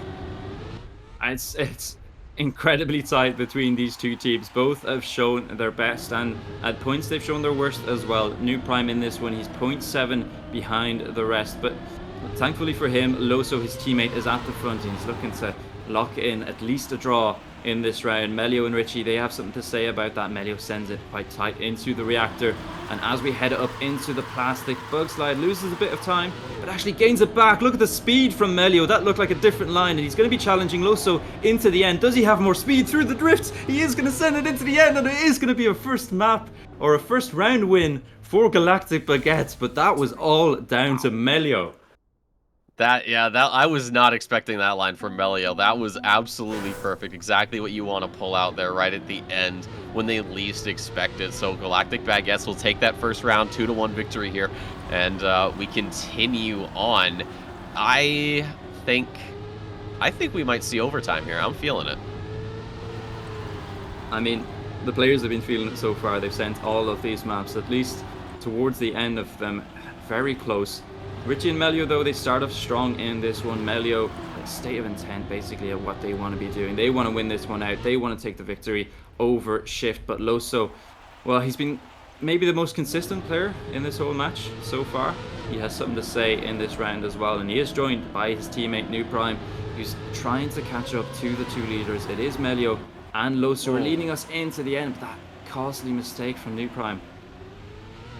Yeah, just ping-ponging off the little barrier pieces. So what was not that much of a gap has now grown exponentially. And Melio still with that different line. He's going to get the overtake again on Loso, but we are going to see a drag race jumping into the line. It is going to be Loso with a PB, a .485, draws the round for Shift. But my God, Melio really bringing out that ace up his sleeve. That looks like an extraordinary little trick from Melio. He's pulled it out 2 rounds in a row now. I wonder if it's riskier than the traditional line, but it seems like he takes a bit of a wider approach and garners more speed to hold out of the exit. Of course, the exit of that boat slide is quickly followed by a precision section, so not making things any easier for himself. A bit of a risk reward in that sense, but he's pulled it off twice. Can he pull it off consistently? Nerdy got the round win in that one as well, as he did in the previous one. And it seems like in the first half of this map, at least, Galactic Baguettes are a bit slower. They're definitely going to be slower if they make mistakes like that, as Richie just did. Well, if there's ever a time to pull out an ace up your sleeve, Melio, it's now. Yep, try to get the draw for 4GB, or at the very least, keep Shift from getting an ace here, as we are onto this penalty grass. And then we go into the bug slide. Let's see if Melio's line works out for him. He has a slightly wider setup, and he completely bottles it. So it is going to be the almost guaranteed ace here for Shift. They jump into the finish. New Prime Loso gets a PB of a .39. So it seems as though there is quite a lot of risk for Melio. I mean, you look at those times that Shift I've just set, 2.3s, that is incredibly fast. Melio had to try something. You can't really blame him for going for that risky line. Unfortunately, it doesn't pay off in this one, and it's probably in that most costly round where they do get aced by Shift and are now 2 points off the leaders on this map. This one is for the win overall, so if you've got those tricks, you need to be landing them. Yep, and I think what Melio does with that wider setup is that he's a bit farther back when you get sort of to the end of the bug slide, but the thing is, he stays turned for less time than the Shift guys do, which allows him to, you know, have that sort of straightforward momentum onto the booster, which does compound quite nicely. So I think that's what he's been doing to really just overtake, especially with sort of how it all plays towards the end of the map. But right now, Loso and New Prime running up 1-2. Let's see if Melio breaks out this little trick again, goes for a wider setup, and he's right back into the fight. Are you kidding me? Melio, he is going for the move here, but I don't think it's going to be enough. New Prime and Loso side by side, hand in hand into the finish. 0.003 of a second separate the two teammates, and we are on to match point. That has got to hurt for Galactic Baguettes again. Melio going for that line, trying everything they can to hold back the Shift push, but the back-to-back aces has put the map in Shift's favor. 5-point gap back to Galactic Baguettes.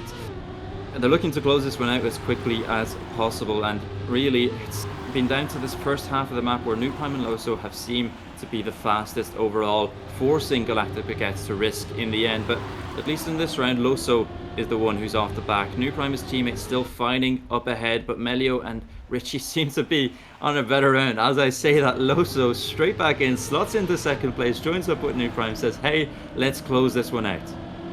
Yeah, and you can see just how even they are, 1,000th of a second through the checkpoint, 4,000s. That just shows you how in sync this Shift lineup is, as Melio has fallen off. The man who has been causing problems here for Shift is now finding himself in the trash because he is off the pace by quite a lot. Ladies and gentlemen, it is going to be Shift from being down 0-2. They're going to get the win here on Orbit in commanding fashion. And if I'm not mistaken, they should take over first position here in Division number 1. The reverse sweep from Shift over Galactic Baguettes. I mean, that match had it all. A rough start for Shift, a brilliant start for Galactic Baguettes, some really close maps, and in the end, as you said, a commanding performance on Orbit from Shift. Well, I'll tell you what, we need to go back to our analyst desk to dissect all of that one, so we'll send it right back to Nua.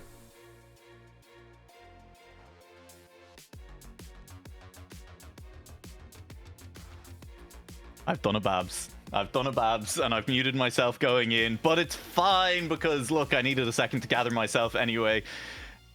A very, very close match ultimately between the French duo for Galactic Baguette, managing to take 2 first maps, Neil. They managed to get very close to taking that entire match down, but Shift, great fight back from them to ultimately win. Yeah, I mean, I feel like the French team had the momentum, and as soon as Loso and New Prime broke it, they just started, and you get nervous. You could even tell with Richie and Melio, they were getting nervous. And the third map came in, and you're shaking as a player when you're driving, like you're sweating with these inputs. You do double inputs, you know, you feel like you want to save, but you can't. And you saw that, and that's why they had back-to-back aces, and then they ended up winning the match. Like it was just a clean wipeout on the 5th map. So well onto Shift for that. Absolutely. Babs, you said it, Shift now clear at the top of that table, and we'll get to that table after our last match of the day, but it is looking like a mess in Div 1. A lot of results rolling in during that match, and Shift, I mean, now undefeated, the only team remaining so. Yeah, but by fine margins. I mean, I said I thought Galactic Baguettes had 2 maps in them. Well, they took the first 2 maps, and then I thought they might take some more, but the reverse sweep from Shift was incredible. I mean, that's one of the most entertaining matches that I've seen so far. Absolutely. Well, we're going to have to keep moving here because we are going to get into our final match of the day. So we'll go to a very short break and we will be back to bring you the remaining match from the Beacon Duo League. We will be heading on over to see that one. It will be, of course, Orcs GP Numops taking on Team Nemesis, who, spoilers, have just taken their first loss of the tournament at the hands of Big. So it's going to be an exciting one. Don't go anywhere.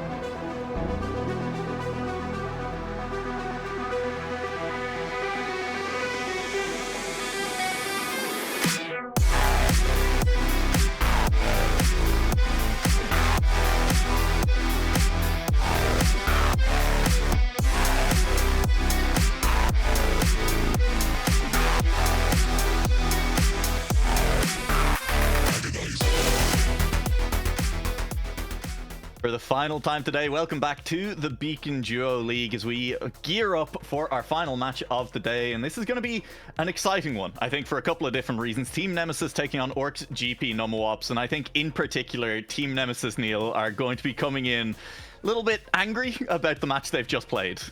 Oh yeah, for sure. I mean, being at the top of the leaderboards tied with Shift, and then playing Big, who have been not showing as much of a good performance, and then losing to them just now is a bit of a shock. I mean, Mime and Paco are some of the top players, and they're going to be a little nervous playing Bozbez and Tween because these guys are just the same level as Big, if not better, at this moment right now in this tournament. So they're going to have to pick it up.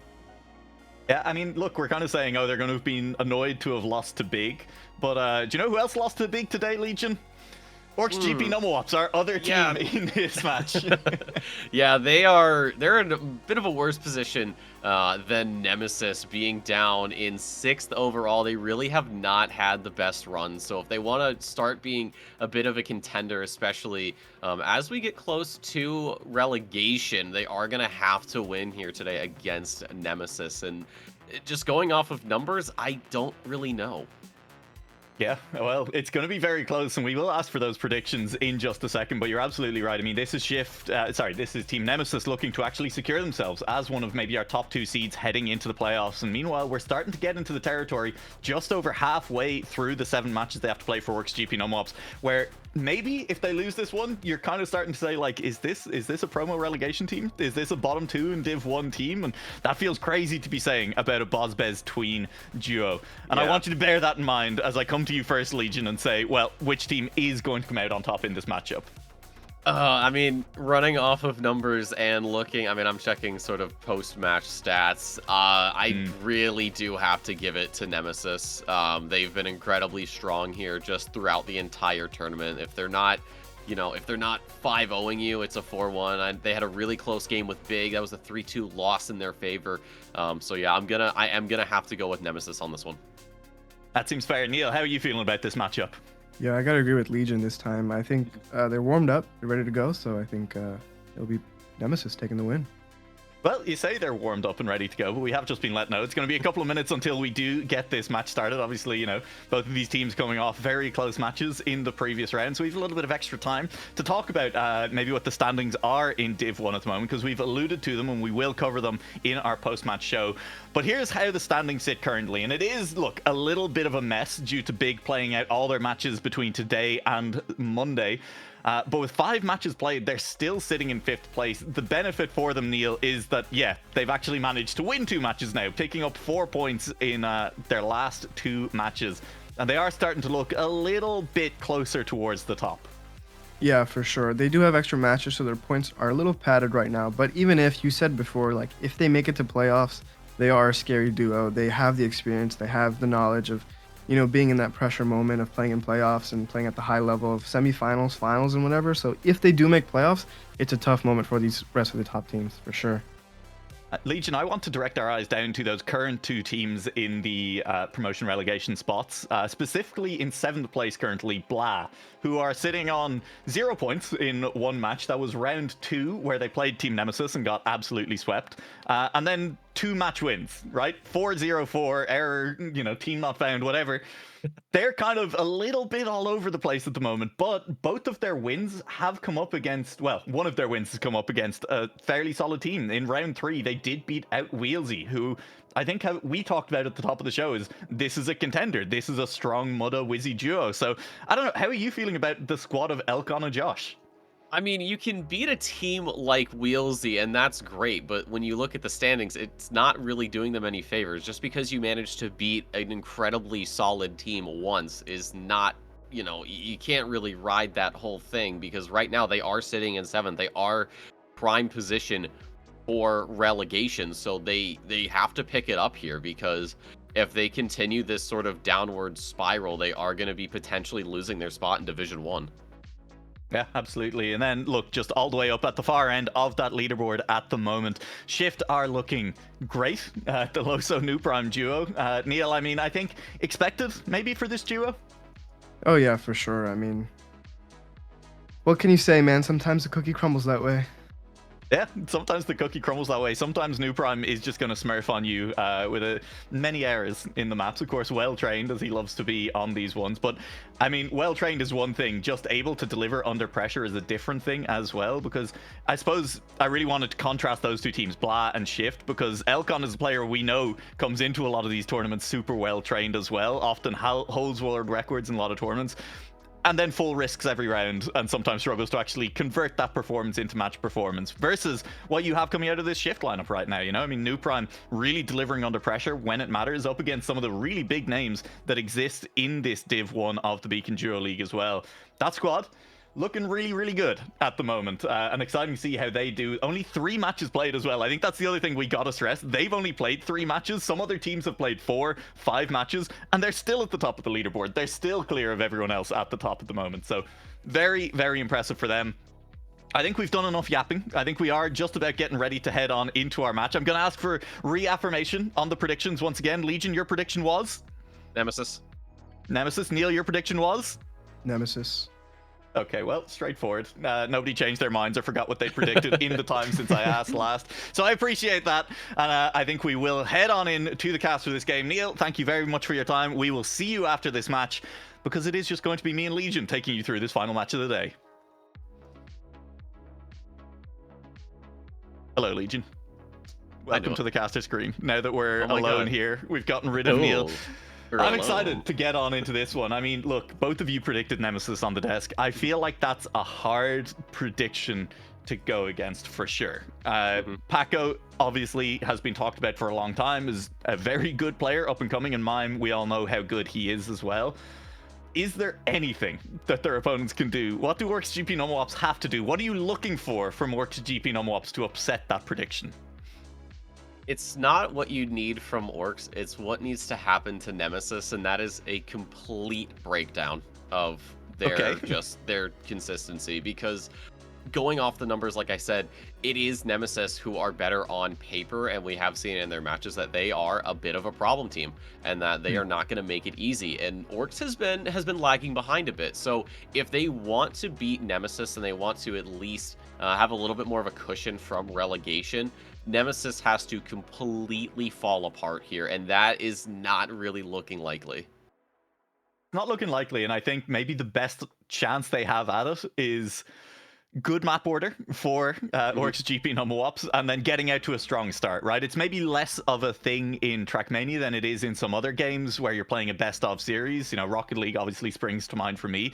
But one of the things we often talk about over there is if you are the underdog, your chance at winning is to get out to a strong start and then just kind of win before the other team knows what's happening. We kind of saw what happens when you don't win before the other team knows what's happening in the last match, right? 2-0 start for GB, and then they just weren't able to kind of close it out on map 3, and then from there it stayed close, but you know, their opponents really had started to wake up, ultimately were able to take that match down. So I'm with you. I think this to a degree is Nemesis's match to lose. That's a hard word to say the plural of. Yeah, that is, damn. Or not even the plural, the genitive case of, excuse me. It's quite a hard word to use the genitive case for. Look, it's Nemesis's match to lose. Nemesis the Nemesis match to lose, and as they come out of the gates in this one, as we see how they do on map 1, if their confidence isn't shaken on map 1, I struggle to see how the other team are going to get back into it.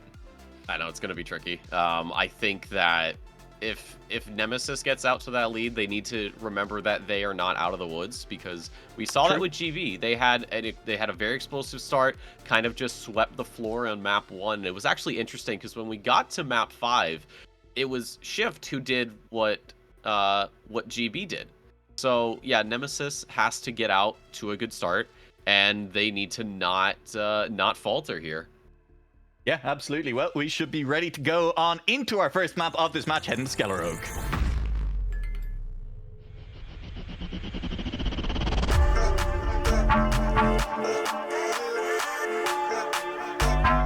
This shit ain't go insane.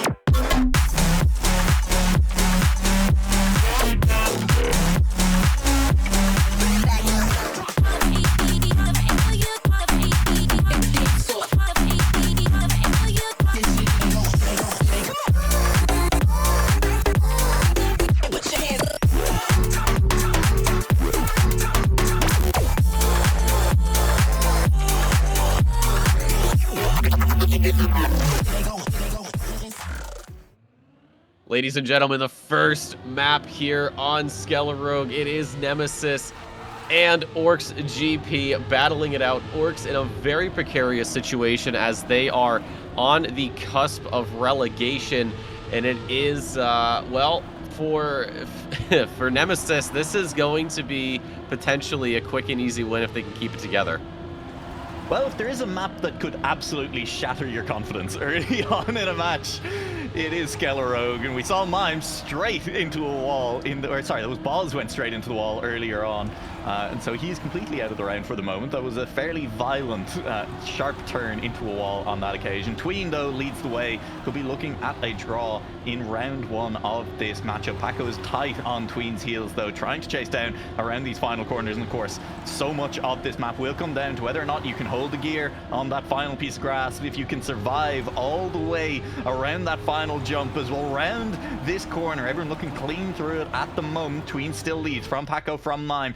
Mime will go for the safe route, and I like that decision. It's something we've seen a lot of teams do as Tween crosses the line in first place. That decision, Legion, for one player to go for the safe route when there's 2 of you up there and, you know, your opponent is in first, you just say, yeah, look, guaranteed one of us is finishing.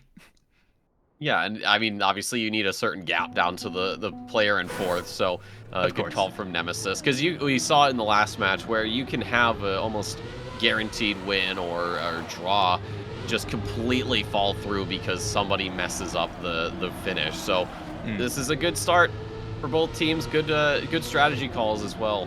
We'll see just how much of this continues, as Tween still leading it for Orcs GP against 2 guys who I'd be willing to say he has quite a lot of competitive experience against.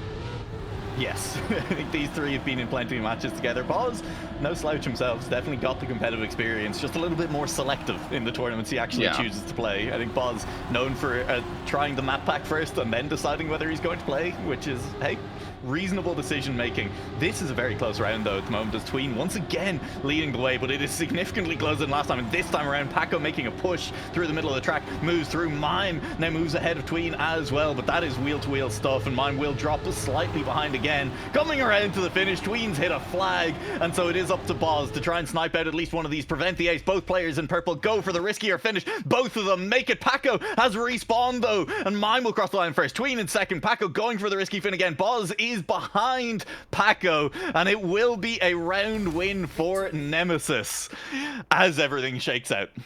We are getting to a point in the day where players might be getting a little bit frazzled because of their matches. That was quite the end of the round there, from a guaranteed ace to being, well, given a victory, which for Nemesis is good. But obviously they would have liked to have had 3 points to keep Orcs at 1.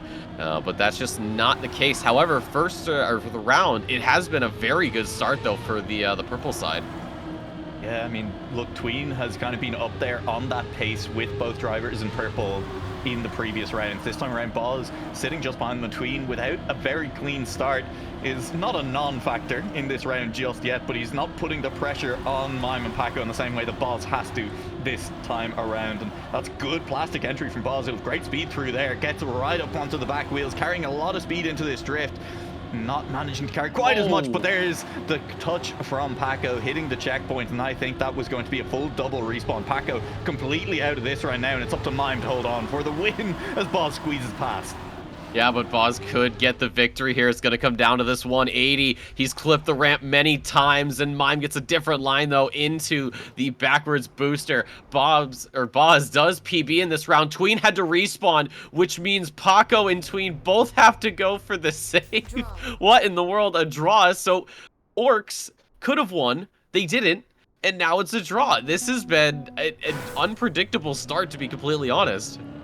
Yeah, 4-3, nothing really between the 2 teams, just that 1 round win, and as you say, kind of 2 rounds as well that could have massively swung the leaderboard at different times. I mean, Nemesis were so close to getting that ace. This time around, it's Orcs GP Numowops, both of them getting very good starts to the track.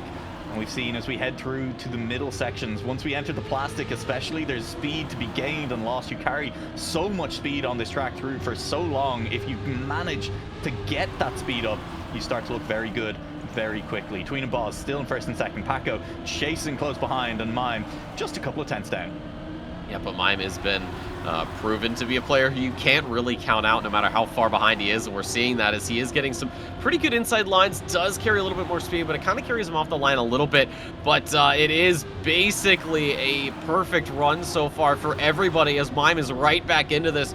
Boz still leading it for Orcs. Numalops, he could get the win here. Tween gets the overtake on Paco. Is this going to be the ace? What's it going to be? As we go into the 180, everybody gets it great, and it is going to be Orcs grabbing the ace here. Everybody within a tenth of each other, and Orcs taking the lead 6-4. Based on how this map has played out in basically every other match and every other round across the Beacon Duo League so far, you're feeling robbed as Nemesis right there, I think. You both drive cleanly, you both drive good times, 1:10.7s, and you get aced? That's not fair. That's not how this map works. Yeah, that's not how Trackmania is supposed to be played. This is ridiculous. So I mean, it's still, they're not really in the worst spot. We're still in the first map. It's still close. It's only a 2-point gap, which is more than, manageable. And keep in mind, when you look at the standings, it is actually Orcs right now who is fighting for Division 1. Nemesis is in the middle, so they don't have too much to worry about, but they can't really be slacking. So there's a bit less pressure on them to perform. But yeah, we could see something happen, and we do, as Paco messes up the end of the plastic section. And this is potentially, if it does turn out to be a draw, an impactful draw in that it moves Orcs GP Numwops up to match point, 1 ace away from victory. Can Mime hold them off? I mean, draw looking like best case scenario right now for Nemesis. Even if it isn't what they'd want, Mime needs to survive the end here. That's looking good for Mime. Good speed. Boz will hit on the inside. That's going to be respawn from Boz. Tween up to the finish, will survive. Paco going safe, finishes ahead of Boz, and it will be Orcs GP Numwops moving to match point, or map point. But Nemesis have closed the gap. They're down by just 1.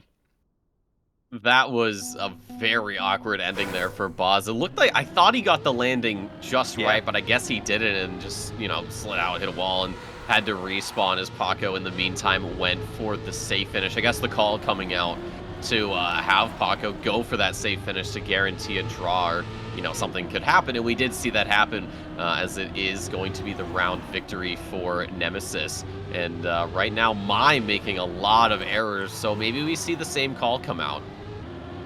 Yeah, could be the option. I mean, you send your player in last. I will say, there's been, shall we say, discourse around the difficulty of this map, and particularly the end, and how it works out. But in terms of forcing teams to think about their strategy, in terms of making decisions at the end of the map, Skelear Rogue unmatched. Skelear Rogue is really forcing these teams to think about it, I mean, sending Paco safe in last place just there, just in case the mistake came through, rather than trying to risk for an overtake or risk for a snipe on the risky fin. Paco's a little bit wiggly through there. Boz is going to overtake, as Paco just lost a little bit of traction through the middle of the track, and it's left Tween in position to potentially catch Paco as well into the end. And Ace ends it for Orcs GP Numwops. Paco can't afford a mistake, can't afford to be slower than Tween, who's looking to snipe, but will not quite catch at the line. 0.03 of a second between them, and it is Orcs GP Numwops moving to 9. It is map point for both of these teams. Nemesis needs to get an ace here to close this one out. Listen, I know people have been divided on that end, but if you go with what I think it's great, just because it is so cool. But we have definitely been, I'd say, spoiled with how close we've had end rounds here on this map. Absolutely. This is an exciting start to this round, because it is that 9-7 scoreline where map is over, whatever happens here, but Orcs GP Numwops just need one player in the top 2. With Boz making an early mistake, that just means there's only Tween carrying the flag for Orcs GP Numwops, and Tween has started to fall behind a little bit. Now, looking for a mistake from Nemesis, looking for the risk from Tween, pushing around these final corners to try and get an overtake done. Great entry onto the plastic, huge speed from Tween, right back up on Paco's back wheels, trying to catch, still catching Paco, overtaking Paco into this plastic entry, and with just a couple of corners left, Tween is sitting in position to get the map done for Orcs GP Numwops, but Paco is not going quietly, continues to push, and it'll come down to the end of Skelear Rogue. Paco's so wide, Paco's gonna miss. No, he survived. He's in the outside wall. He's still there. Oh my god! And Paco will hold on to second place for the ace for Team Nemesis to take the map down. Oh my god. Okay, alright. We're getting into it already. It is the first map for these teams. Nemesis, I think they saw what was happening and realized that this is not what they want to do. You talked about it, Noah. You have to get that first couple wins in. So, you know what? forget that map. We're going to the next one. Ladies and gentlemen, map 2 is gonna be Marabello.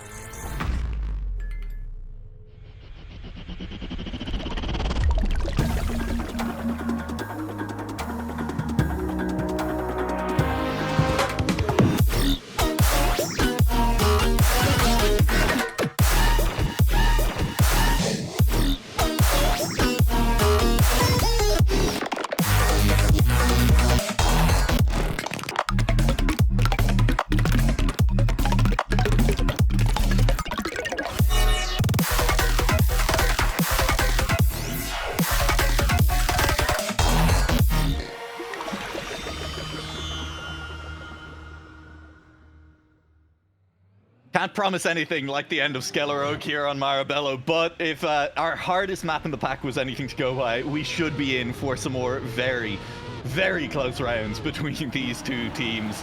As Paco, the hero from the last match, leading the way, leading the charge as we enter Marabello for the first time. Yeah, and it's going to be a really good start for everybody. They can't really dwell on the last map for too long because they are already out on circuit. So we'll see if Marabello can give us some more surprises. But right now, it is going to be the 1-3 right now for Nemesis. Tween gets all bent out of shape there, so he's going to lose some more time. That just leaves Baguettes to try and overtake the leading purple pairs. But right now, it is not looking likely. He's got one dispatched. It's just Mime right now, still running up front here as we head on to the penalty sand section over the fragile block, and it is Mime still leading. We are getting into this final drift here. It's going to be slightly different lines, but Mime carrying so much speed here, he's going to extend that lead, and he will get a PB here of a .33, and it will be Boz in second, Paco, and then Tween to round it out. Mime, though, starting off strong. Yeah, that's not just a PB, that is a live record by by Mime, and it is that is about a 10th off the current world record, the online world record as well. That is kind of sick. Very, very quick from Mime on that one. And a great way to start things off. I mean, look, it does only turn into the win rather than the ace. Boz managing to split the pair from Nemesis, but a great start from them. And then looking for Tween to bounce back a little bit, not showing us the pace on this track just yet, having kind of had some early mistakes this time around up alongside everyone else. And it is Baguettes who's fallen slightly back. Yeah, I don't know if Boz got a touch or if he had an awkward gear change, but that has just thrown him into the abyss of not being a factor in this round.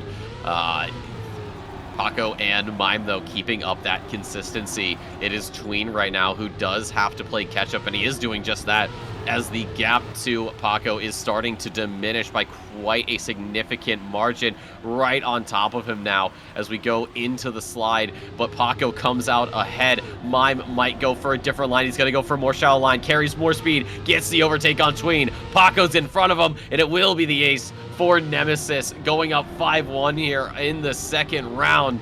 And this is starting to look a little bit shaky here for Orcs GP.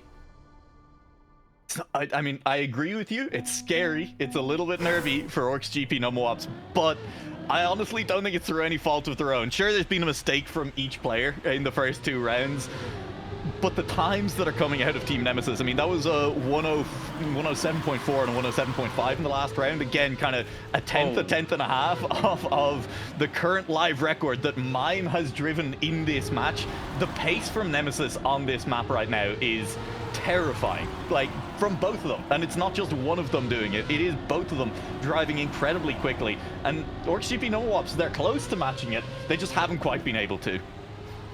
Now, they've really been struggling here on this map, and as more mistakes come out, Boz already 7 seconds behind. It's really not doing them any favors. If Nemesis can at least get the victory, they will be on to map point, but obviously the ace is going to make it a lot easier for them, as they'll only need a victory after that. But Tween is trying to sort of diffuse the situation, but he is really struggling right now as Paco gains quite the advantage, but Mime touches, so this could be the chance for Tween to get an overtake, but I don't think the line's going to give him any speed. It's not, so into the finish we go.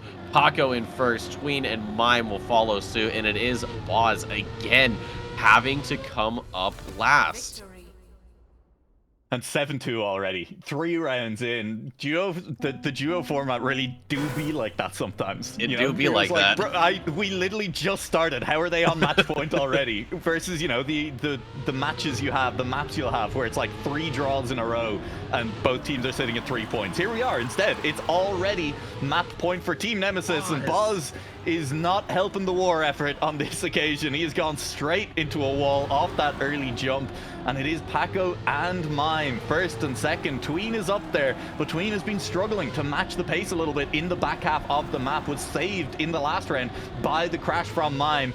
Can Tween hold on this time around? Well, that's the second time. Boz is still at the ice slide. That is the second round in a row he has had so much trouble, and he is just out. He is absolutely 100% out of this. There's no chance that he can really do anything other than see if he can or see if Tween can get a draw here. And he is battling right now with Paco for top spot. Inside line for Tween does give him a little bit more speed. How shallow is going to be the drift for both of these guys? Tween with some more speed. The transition goes well for him, and Tween will take first position, guarantees the draw. Nemesis on 8, but Orcs, so much work still to do. Yeah, I mean, you asked how shallow is the drift going to be, and the answer was both of them really did risk that final turn a little bit. They were both looking to stay low and carry that speed at the end. Tween just nailing it that ever so little bit closer to the inside. Tween managing to hold on and, as you say, pull out the draw for the team. The question is, can Boz get re-involved? We saw Boz with a decent round early on, looked okay, struggled on this jump in a couple of rounds, has survived this time around, and so all 4 cars enter the track together. Bozbez, unfortunately, had been practicing the ice slide after he was out of the last round, but did not practice the couple of turns after it. Well, you know what? It's all about making progress. You know, you struggle with a certain section of a map, you keep practicing it, eventually you get at it, and then you struggle with the next one. So I think he's just doing the natural Trackmania map discovery that we all tend to do. But right now it is looking like Nemesis on track to win map number 2 and go into our third map with a rather convincing 2-0 lead. But of course, nothing guaranteed. We saw it in our last match, excuse me, with Galactic Baguettes. But as we head into the final couple of drifts, Paco's gonna touch the wall. Tween is gonna overtake. Mime goes through, and another draw comes out. You huge error for Paco. Yeah.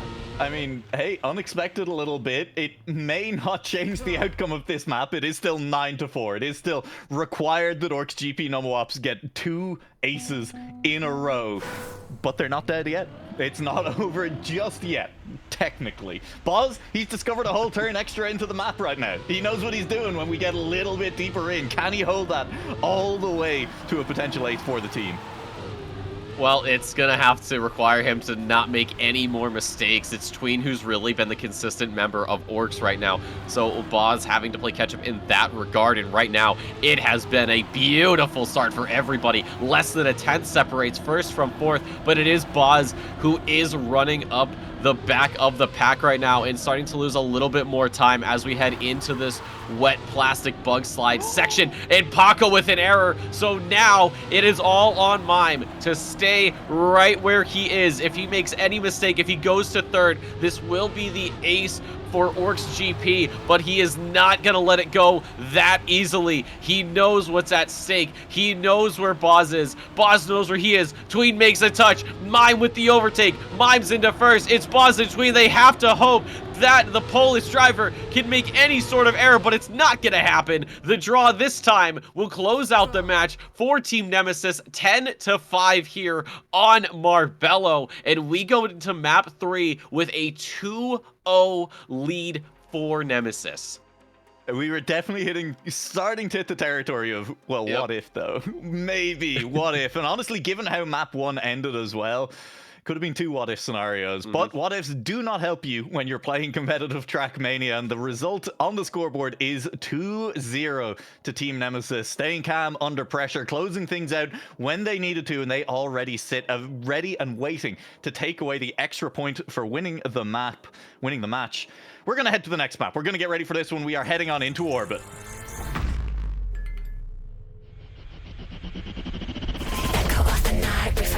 We find light in the moment cannot. When you hear the music stop, I can see you,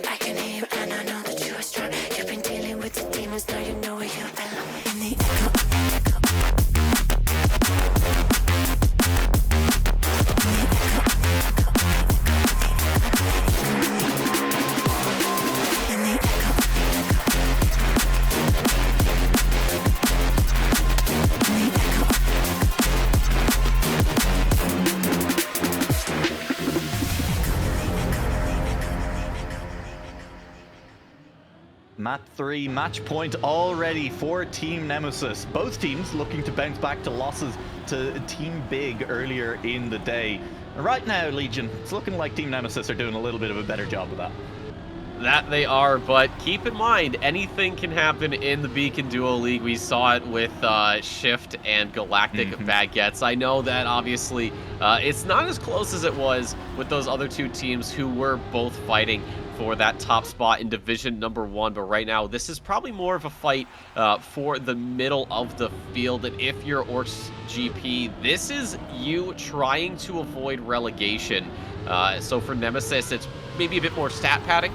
But yeah, Orcs is really in a rough spot right now. They need to win. They need to get this reverse sweep. They're looking for it. I mean, they're not in terrible position right now, although they are about to be aced potentially, but they are close behind. There's a chance for Tween to at least get something going, but I think we've run out of track. Mime. Never mind. Don't see that very often. Mimes put the car on the wall. Boz has finished in 3rd, and it will still be... No, Boz has finished in 4th. Boz is still out on track. Mime has finished in 3rd. It'll still be a round win for Team Nemesis, but Mime made it interesting there for a second. I will say... I think we've seen this a couple of times now from Bozbez. Mistakes happen and Boz just parks the car somewhere on track, and your opponents can still make mistakes, right? They can still crash as well. You are not the only person who is crashing out there. These are difficult tracks, and it has, on that occasion, I think, potentially cost Orcs GP Numwops a round win that they're kind of in need of.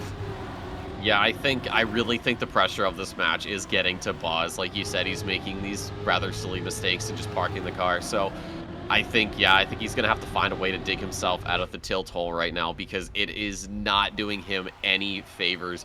You know, it's always the sentiment of just keep driving until you cross the finish line. Even if you are 20 seconds back, just keep driving, because, you know, like you said, there could have been a round win there for Orcs. But yeah, with something like that, it is going to cause a bit of issue, and Mime is the one who is having all sorts of problems as he hits at probably the worst possible time. But it is Paco and Boz starting to maybe make amends. Paco with extra speed, though. He is going to overtake, and Boz takes a PB of a 36.8, though. That should do him pretty well on the mental side of things. Great times, both of them about a 10th off the current live record from rounds. 105.3s are quick on Orbit, and I don't know, I mean, that was great for Boz. You saw the PB comes through, but PB and lose the round by 200s, that doesn't always feel great. Boz is still up there at the front on this one. Tween with an early touch on the dirt. It's not the worst place to touch. It will only lose him a couple of tenths, but a couple of tenths is still going to leave you a couple of tenths behind. Yeah, especially at this level with how just proficient these players are, especially on competitive maps like that. A couple tenths might as well just be the round over. Obviously not, of course, there are plenty of mistakes that can be made, but when you get to these higher and higher levels of Trackmania, it is those small little errors that are going to snowball into an insurmountable summit. So yeah, it's really Tween right now starting to make mistakes, but Boz is picking up the slack here.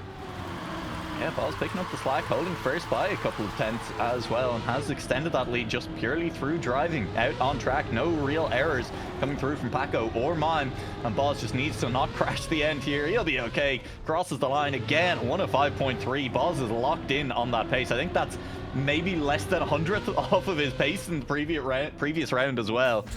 So Boz, starting to look an awful lot better here on Orbit. Unfortunately, Orcs GP Numwops do still trail by a point. They need to find a way to eventually win one of these rounds. Yeah, if they keep the draws up, it's really not going to matter, because Nemesis will get to 10 points to close it out, and Numalops would just be off by 1.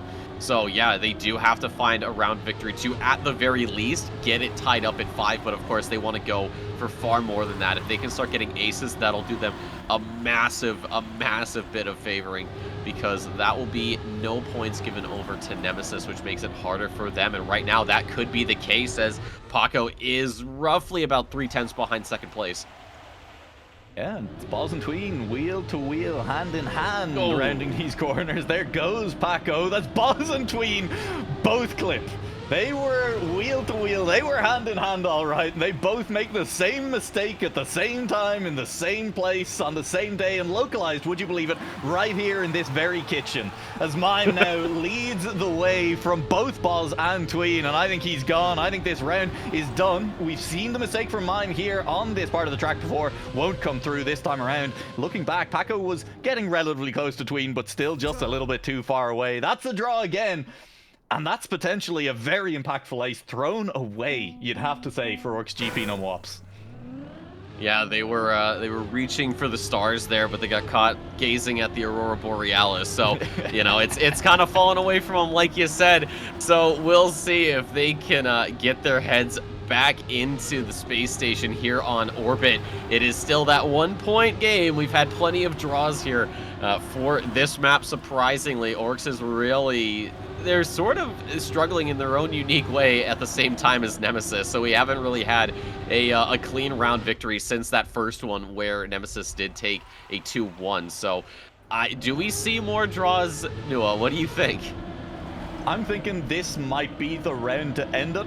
This is feeling, I mean, very close, obviously, as all 4 players are still on tracks. No mistake just yet. And that does mean it'll come down to potentially our eponymous orbit as we head into this section of track. Who can edge themselves in front of anyone else? Tween trying, going early on it, but has just dropped himself away from the rest of the pack, moving from near first down to 4th in an instant. And it's Paco and Mime to the line, 1st and 2nd, and they will take a clean ace. They will drive it with back-to-back 105.4s, and that is Nemesis moving to 8 and 4. How locked in is this Nemesis lineup? I mean, they've really been on top of the game from start to finish, first map to third map, and we still have 2 more maps to play. So at that point, they're more just playing for fun. They're not really in sort of any big bit of danger. But it has been a great round start here for Boz as he jumps out into the lead. Tween gets an awkward line off of the plastic, so he has fallen back a lot more. But it is still Mime and Paco trying desperately to make something stick to try to get ahead, because all they need to do is finish 1-3 and this map is over. Yeah. Could be starting to get a little bit rough. Oh, as Boz got so close to the inside there. He's got another slowdown. I think a release towards the end there as well. Moves into 2nd, and it's going to be a rapid 3rd, I think, here, as Paco does make his way through as well. And that's it. You said a 2nd and a 4th. This was going to be over for Numwops. How about a 3rd and a 4th? Mime and Paco, 1-2 at the finish line, will take home map number 3. Lock in the match win as well. And hey, credit to Mime. That was a great time at the end as well. 105.368. They drove quick. I mean, honestly, on our last 2 maps, I think just purely on pace, Legion, to a degree. Nemesis have pulled away. They've distinguished themselves as being able to get closer to those live records and the world records than Orcs GP Numwops have at any point. Yeah, it has not been the best start, 3-0. So for Orcs, I know I said at the start they had to win, and they just haven't, because it has just fallen away from them 3-0. So Nemesis is just kind of there. But folks, we got to move on to the next map. It is Mander.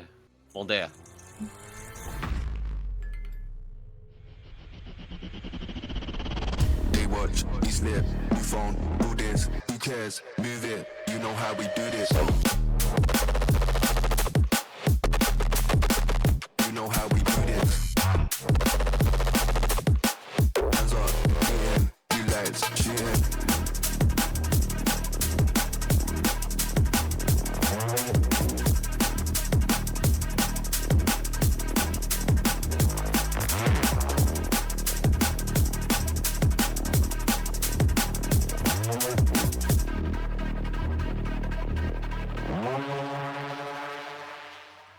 Folks, we are not really playing for points anymore. It's just playing for fun. Nemesis.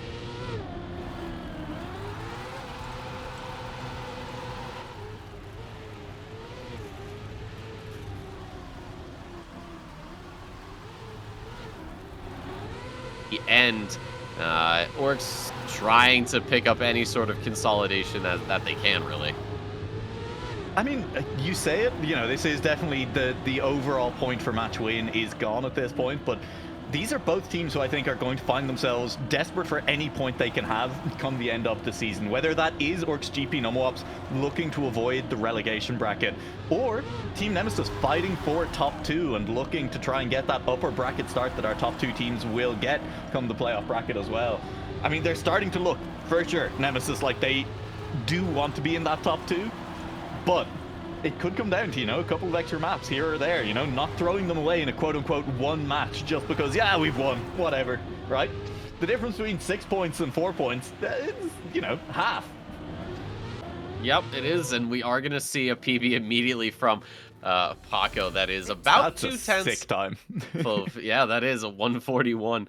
A couple tenths off of the actual world record set by Whezy, so it's a good little punctuation mark to throw here at the start of the round. So Nemesis with the round victory. I saw Mime go for the save finish there. You wonder if he got the line a little bit better, would it have been an ace? Yeah, I mean, hey, the ending on this map in particular, I think, has flown under the radar a little bit as everyone kind of focuses on the Skelear Rogue ending, you know, how difficult that is as well. Mander is not that far behind in terms of the problems it has caused at the end of rounds. And the rest of the map causes problems too. Paco losing a wheel into the air there as well, has dropped back into 4th place. But there is still plenty to play for in this map, as we were just saying. You know, at the ending as well, we've seen plenty of people miss it. We have definitely seen plenty of people fail and give up aces, give up round wins, turn rounds on their head as we get there. Yep, and... Oh, I was waiting for somebody to mess up. I thought I saw it coming. Yeah, no, it's just, it's sort of a tricky situation here. But we are seeing some deja vu, Nua, because... it's a 2-1 start for Nemesis, immediately followed up by a draw. Now, I'm not superstitious. Just a little stitious. But do we see what happened in the last map again? We could. I think it's the problem as well. Once again, it's kind of, to me, looking like the pure pace that's there from Nemesis. I mean, sure, in individual rounds, the Numwops drivers have looked like matching that pace at times. But in terms of consistent pace, it seems to be there for Nemesis. And if you're the team that just has higher consistent pace, hey, head on over to eCircuit Mania, check out the median times that drivers are driving on each of these maps. If your median times are just better than your opponents, you're gonna win more often than not. And that feels like what's going on for Nemesis at the moment. With that said, Legion, Mime has made a mistake, and this is a chance for Orcs GP Numwops to still just sneak around out. Yeah, but if it's Paco up front and you go off of history, it's going to be a very difficult overtake to get done. Although, as I say that, it is Boz who does do just that. I think Paco had to release a little bit, and he is going to just tag the wall. He's not going to lose a lot of time, but he is certainly going to fall back into the clutches of Tween as Boz makes a massive error and goes from first all the way down to last. But if Tween can hold on into the finish, it will be another draw here as Boz is doing a little bit of fancy flying. Yeah, Boz, I guess, looking for cuts. Now, the issue is you do need to go through the finish, or through the checkpoint first, and that makes it a little bit difficult to get that flight going. Yeah, it'll be a draw. I apologize for doubting you, Legion. History is repeating itself. We're going to have one more draw and then an ace for Nemesis, no doubt, no doubt. All right, well, folks, lock it in, clip it. Make sure you hold Nua accountable for such a prediction. So if he gets it wrong, you can bully him. But yeah, this is going to be, hopefully, I mean, if it's a repeat of last map, then it's like, okay, does it happen into map number 5? Well, yeah, okay, immediately that prediction... Paco, it's in doubt, but Boz made the mistake at the same time. I mean... Boz is stopped. I think, is he having controller issues? I think he might be. We'll wait and find out. I don't want to accuse Bozbez of parking the car after a minor crash again, but we have seen things like that in previous maps as well. We'll wait and find out if Bozbez is actually having issues with the controller. Of course, playing with mouse, so if he's having controller issues, maybe it's just the fact that he's a controller plugged in the first place. At the moment, though, Mime is well clear in front. Paco is well clear in second. The ace has come one round early this time around, and assuming nothing truly disastrous happens, as Mime will just safe Fin, Paco will risky Fin. There you go. It's an ace for Team Nemesis. The score is 7-3, and Nemesis, again, after only a handful of rounds, already putting themselves on 2 map point. Yeah, it's really falling apart here for Orcs. It makes you wonder, you know, just how much practice has gone into this map at least, and the others as well. You know, how much has Nemesis really been grinding these maps out? Right? Like, They that's do. the thing, is Orcs GP no-ops have the pace, and Nemesis just have better pace and better consistency. And I suppose that's exactly what you were saying, right? The practice that it takes to get to that level is a lot. Yeah, especially when you talked earlier about the median time that players can put in. I mean, I do a little bit of competitive. I participated in the Shroom Mix series with Split Academy, and seeing my PB on a map, you know, it felt great, especially because, you know, the smaller the number is, the better it is. But, you know, when it comes to actually practicing, seeing just how far off I was of my PB, you know, it really can cut deep, and especially in a competition like this. You know, it's hard. It's hard to be consistent. It's one thing to be fast. It's another thing to be consistently fast. So I think, you know, yeah, it's the consistency side of things that Orcs is really lacking right now, and we've seen it throughout this whole thing. Boz is a bit spotty on the consistency, but it's really not going to matter here as Mime and Paco just go for the ace to close it out. They are 4-0 right now. Do we see 5-0 by the end of this? Starting to feel like we might, Legion. Honestly, starting to feel like we might, as I'm going to take a quick look over again at eCircuit Mania, our partners for this event. This would be, assuming that Team Nemesis can close it out from here, which, you know, what they say about assuming, would only be our third 5-0 of the tournament so far, in Division 1 at least. Haven't checked Division 2, but it is difficult to do. It is a large points haul. We'll wait and see if they can pull this one off. We're heading to our final map. We're going to go in for Thriller.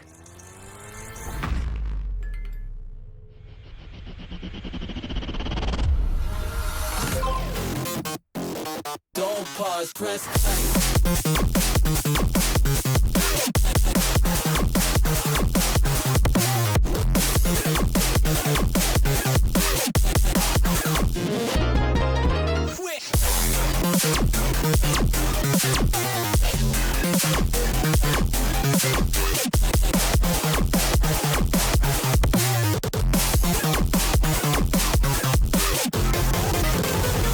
Don't pause, press. Well, it's been an absolute thriller of a match here for Nemesis as we go on to our last map, which is going to be Thriller. 4-0 for Team Nemesis. Orcs GP, Numowops is not gotten anything. They have really been struggling here, so they are trying to pick up any points they can here. Nemesis sitting comfortably about middle of the field for D1, but it is Orcs right now who are sitting in 6th. They are on the cusp of being relegated, and they are trying to get anything they can to avoid that. Yeah, they'll look to try and get at least one map back, and Mime crashing early might help with that, but unfortunately Tween with a little bit of a bigger crash means that he's still sitting behind the crashed Mime, and it is a battle up front then to decide the fate of those behind. Paco leads from Boz at the moment and is slowly extending that gap ever so slightly. Mime lurks just in case Boz over pushes in the attempt to catch up to Paco as well. That was a little bit of an over push, but Boz has managed to at least keep it on track. Has lost time but has not lost position, as Paco will cross the line in first place. Boz will take second, and Mime will roll slowly into third, going for the safe in on that one. Nemesis starting as they mean to go on, picking up a round win. Yeah, Boz, he went, it looked like he had a very split or changed decision right towards the end of the quarter pipe, because it looked like he wanted to go for it, like really try to cut it low, but he realized he was better off just safing it, because he kind of not really backed out, but he changed the trajectory. And then of course people going through the safe finish and almost getting overtaken at the end. But we are seeing what we saw last map and the map before that, so do we have more history repeating? We'll have to see. This looks like a map that Orcs might be a bit more comfortable on. Yeah, I mean, this is the thing. They've looked comfortable at times on some of the other maps. It's as the rounds get desperate. It's as they really, really need to pick up positions and the points along with them. That's when things have started to fall a little bit apart for this Orcs GP Numowops squad.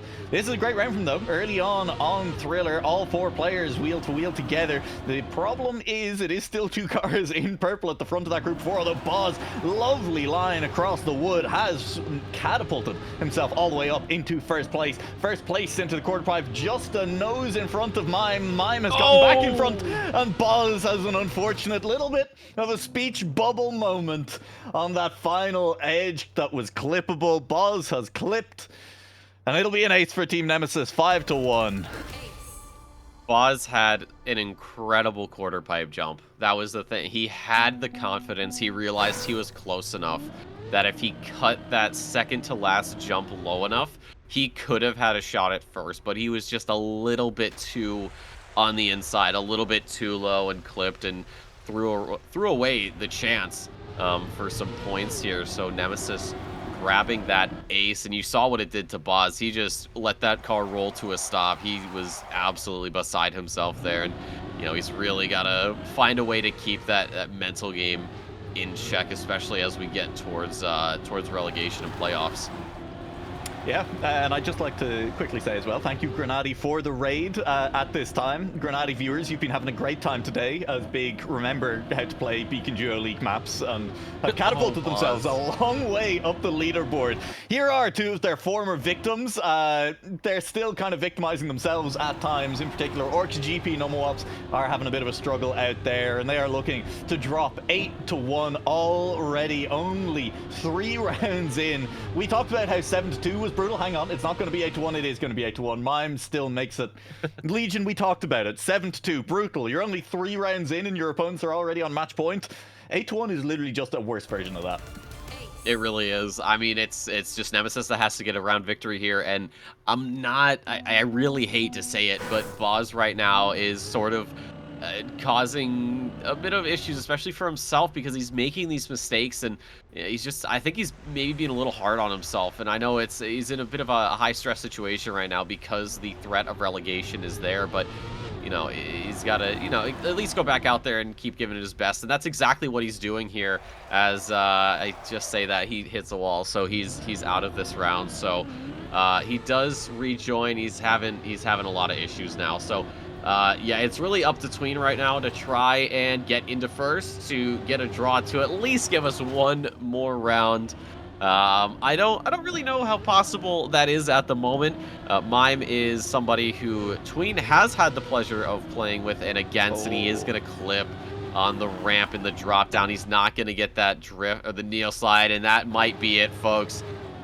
Bunch of mistakes for both of the Numowops players. Mime's in the lead. He's going to take that quarter pipe jump as low as possible. So does his teammate, and he'll even go for the safe finish. Mime will cross the line. So does Paco. And an 11-1 victory is going to spell it out for Team Nemesis as they go 5-0 here against Orcs. And that is a crushing loss for the Orcs lineup.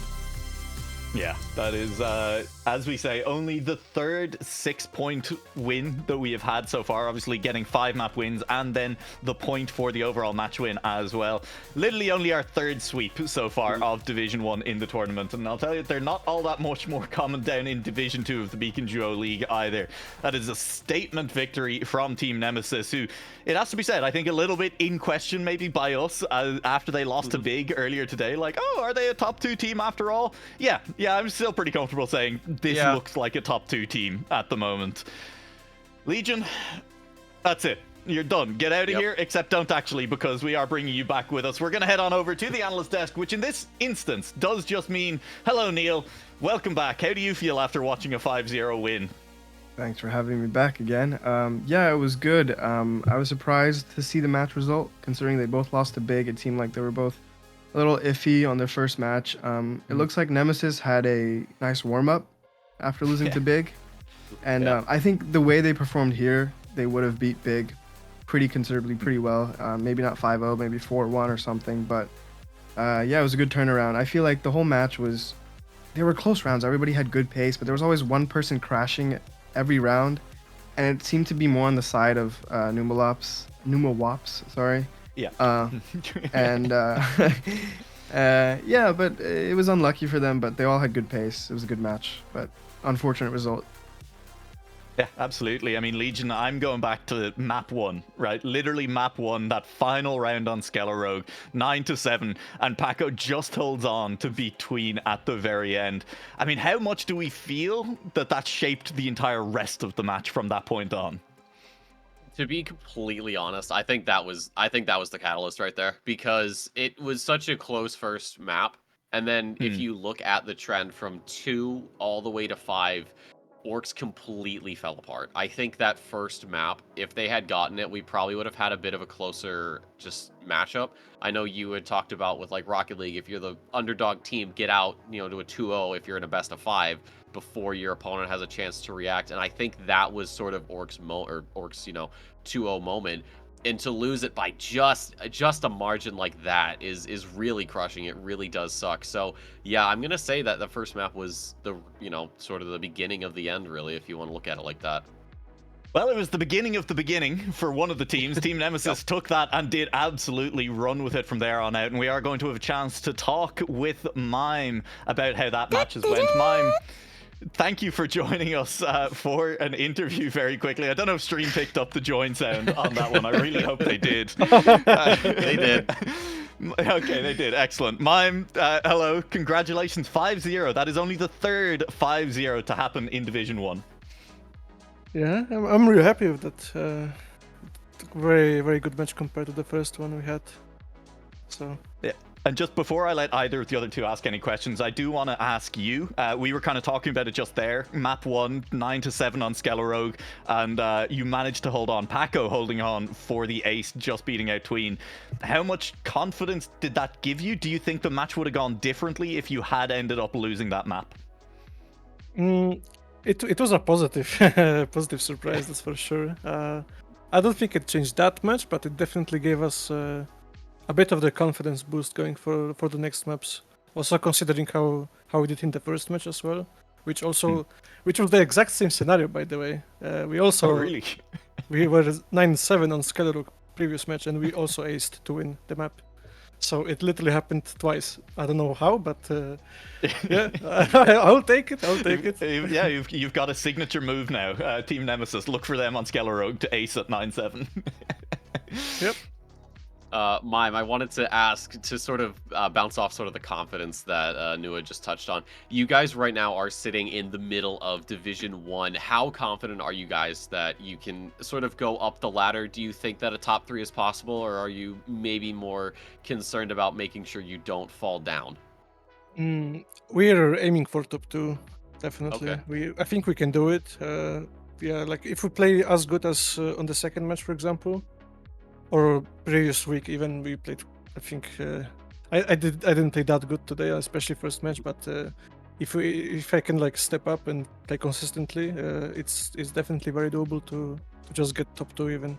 Depends also how the other 3 matches will go next week, but if I just lock in and try to be more regular, and I think I can do it with Paco. I think he's good. Yeah, I think you guys have a pretty good shot, to be honest. Mime. I mean, you played really well in the second match. I will say not crashy at all. Compared to the first match, I saw you play against Big. It was a little crashy. What changed? Was it the players you were facing? Were you more confident against someone like Bozbez and Tween? Were the names Grenadi and Masa scared you? Or like what happened? Like were you guys just warmed up? I feel like, I don't know, I felt super shaky. Especially when we first map was Skelear Rogue. It's a very super precise map, and I don't know, I think I low-key just drank so much caffeine before because I had a massive Chungus coffee, and I felt like my hands could shake a bit because of this. So it could also be a reason why I was doing so many silly mistakes, like micro corrections that shouldn't have happened in the first place, like so many these small errors that I don't think I would usually do. So it was for sure could be a factor, but also just lack of confidence, I guess, a bit. But it all started to become like better after map 3. Okay, so we'll lay off the coffee next time around. Oh yeah, for sure. That's I know. Talking to Randomize in some of the breaks here, Damascus Gaming are under strict orders for a 7 p.m. bedtime all of next week. For Team Nemesis, it's lay off the coffee before matches next week. Mime, fantastic. I do want to just say you are in second place at the moment, Legion. They're no longer mid-table. That win was big. Also, just as I noticed talking about the stats there, 3 5-0s so far in Division 1. And yeah, you guys on Team Nemesis have done 2 of them, which, hey, congratulations. Very impressive. You are 66% of the sweep so far out of 4 matches that you've played. Yeah, that's really good. That's really good. Hopefully, Yeah. I can add a few more maybe next week. Hopefully. And I mean, look, you got to get it done in league play because it's going to be a lot harder to get a 5-0 once we get to playoffs and stop letting you play all the way up to 5 maps. Oh yeah, for sure. Mime, thank you very much for joining us for an interview. Is there anything else you'd like to add here? Anyone you'd like to thank or say hello to while we have you on broadcast? I'm sorry you had to watch the first match performance by me, but thank you for staying for match 2 if you still watched and cheered for us. Yeah, well, we'll be here hopefully next week as well. A few difficult matches next week. You will be playing Shift, you'll be playing Whezy, and then you'll be playing Thrive XO Serve as well. Best of luck in those matches, Mime. We'll be looking for you to make that top 2. Thanks a lot. Well, we're going to head to one very quick break, and then we will be back to recap the second week of Beacon Duo League play. Don't go anywhere, and we'll see you in just a couple of minutes.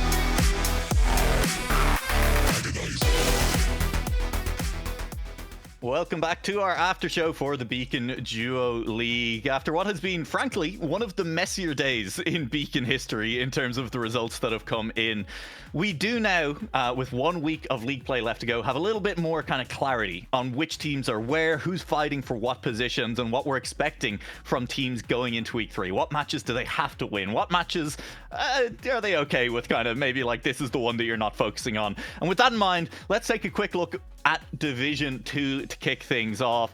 At the moment, sitting at the top with 4 matches played, 5W, Jan and Marsley.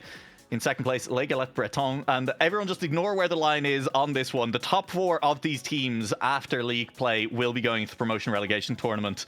Neil, Damascus Gaming, they have, for the moment, snuck above that line. Yeah, they have. They had a great match against Big Selectaga.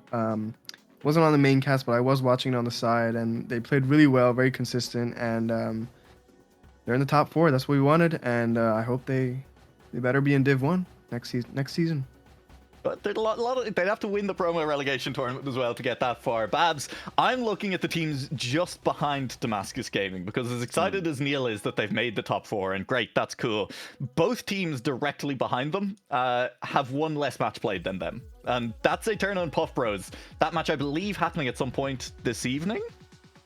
I believe it might be this evening or on Monday. You're right, we it's need to Monday. clarify. It is Monday. Yeah, as you were saying though, that infamous match in hand, which Yep. looms over Damascus Gaming, Eterna and Puff Bros. But at the same time, Eterna and Puff Bros are 3 points behind Damascus Gaming. So if they wanted to take the lead over them, then it would have to be a convincing win for either of those teams, which... You do say that. The minimum amount of points that you can get when winning a match in Beacon Duo League is 4. So one of these teams is going to be tied with or ahead of Damascus Gaming. Yes, but they would have to do it in convincing fashion. Yes, okay, fair enough. So as long as they can convince you that they deserve those 4 points. For adding a Absolutely. new rule, you have to convince the admins that you actually deserve those 4 points after earning them on a match. That seems fair. Yeah, I like it. I will say, Legion, we've not given you a chance to really look at the Div 2 table at any point or talk about it at all. Your first time talking about it on stream here, is there any teams that you've been particularly impressed by, expected to do better in Division 2? I mean, the one thing that I was really looking forward to when we actually started this whole thing was Big Selecta. I mean, Big is one of, pardon me, but the biggest team in Trackmania, and they have a certain level that you expect. And I know Big Selecta is basically their academy lineup, so you understand that there's a little bit lower level of skill compared to the main lineup. But to see them in 7th has actually been a massive surprise for me, because I was betting on them being a little bit higher up. So I mean, they're really right now kind of just sitting in the water.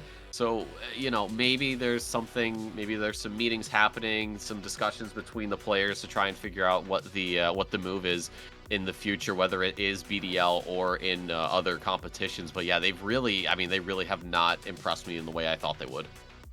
I think there's something super interesting there in that we also saw the main big team get off to quite a slow start. And I'm kind of wondering, I think they were training together at some point. Was there kind of maybe misunderstandings on some of the maps for both of the teams that were kind of amplified by both of them training together? And then, as we've seen today, the main big roster has bounced back very, very effectively, but that's a team with 2 very experienced players. You expect to see those bounce backs, the adjustments on the fly, and maybe Big Selecta are just falling victim to having trained with the main big squad, having come across some kind of similar misunderstandings of required pace, necessary lines in live rounds, and they're just struggling to adapt a little bit quicker. I don't know if anyone wants to jump in on that errant thought of mine, if anyone has a follow-up thought, if they think I'm talking nonsense. No, I'm going to leave you out in the water alone on that one. Yeah.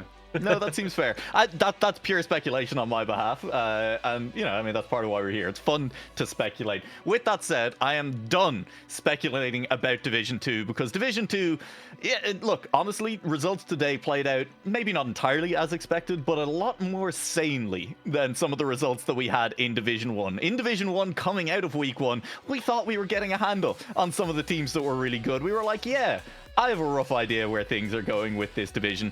And to be fair, I think today has upset that completely. I think, Big came out today, Babs. They played an awful lot of their matches today, and they won an awful lot of their matches today. The other one that surprises me is Whezy dropping both of their matches today.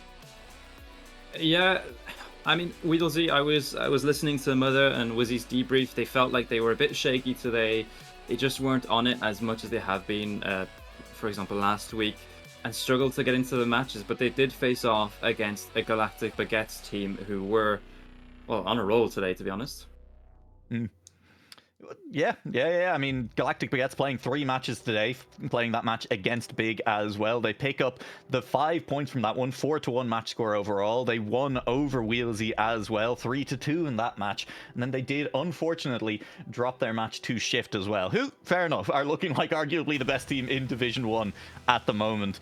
But Neil, I'd love to hear your thoughts then on this Galactic Baguette squad, because that's currently, they've got 3 match wins out of 5 matches played. They're looking very good to kind of finish top half, maybe even make a late push for top 2.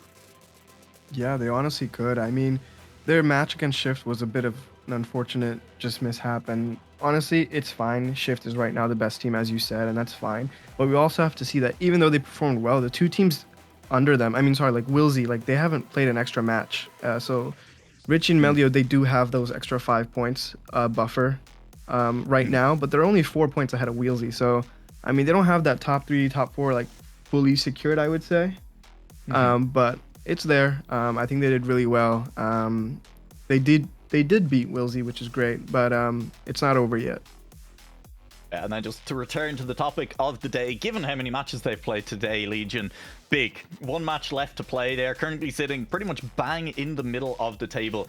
I'll be honest and say I think their results from today are probably enough for them to sneak over that line into playoffs, depending on how results fall for them next week as well and how their match on Monday goes. And I don't know, I guess I'm just looking at them and I'm like, even if Big are seed 6 going into playoffs, they're still a contender, right? Like, you still got to worry about them. Yeah, they've proven in the past, in other competitions, and obviously they've really been proving themselves here in BDL, is that they're not a team you can really discount. Yeah, they might have a couple bad rounds and a couple bad maps, and that's okay, it's going to happen, but you can never truly feel safe until you have looked at the scoreboard and say, okay, we actually are in a good position, we have done what we needed to do.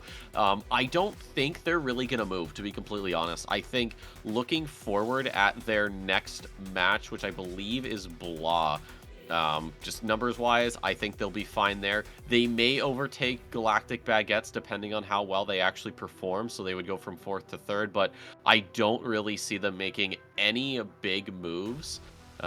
Especially, I mean, yeah, I think they're probably right where they should be.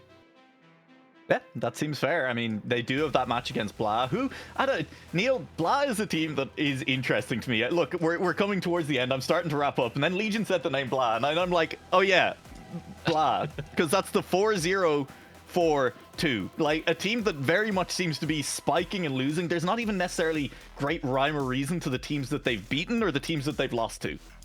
Yeah, I mean, we even talked about this off stream. Like, the duo of Elcon and Josh is not something I ever expected, and they're both great players individually, but I never saw them connect as a duo, especially in Division 1. They feel like, I feel like one day it's a great match, one day it's just not going their way, but they're really fast players, so I think they're still a dark horse here. They could still pull up and, you know, shift up the standings a little. Yeah, that seems fair, and I suppose that really is mainly what we're saying about Big, but I think it holds true for pretty much every team in Division 1. Whichever team sneaks into the playoffs in 6th place cannot be discounted. There are no easy wins in Division 1 of the Beacon Duo League, and anyone who makes it that far is going to be a legitimate contender, is going to have a legitimate chance at a lower bracket run all the way to the grand finals, and who knows, maybe even beyond, all the way to that trophy. As we come to the end of our show today, we're going to finish off with one little question for each of our analysts, as we so often do. And I'm going to come to you first, Neil, for this one.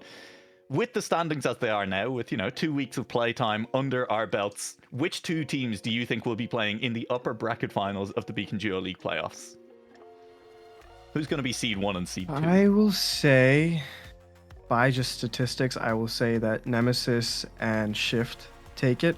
I would love to see Nemesis and Galactic Baguettes take the top 2, but it's looking a little tough for the French team, so I guess Nemesis and Shift. And then there's a sneaky second question that I'm going to ask you on that. Do you think those are the 2 teams that will end up in the grand final together as well, then?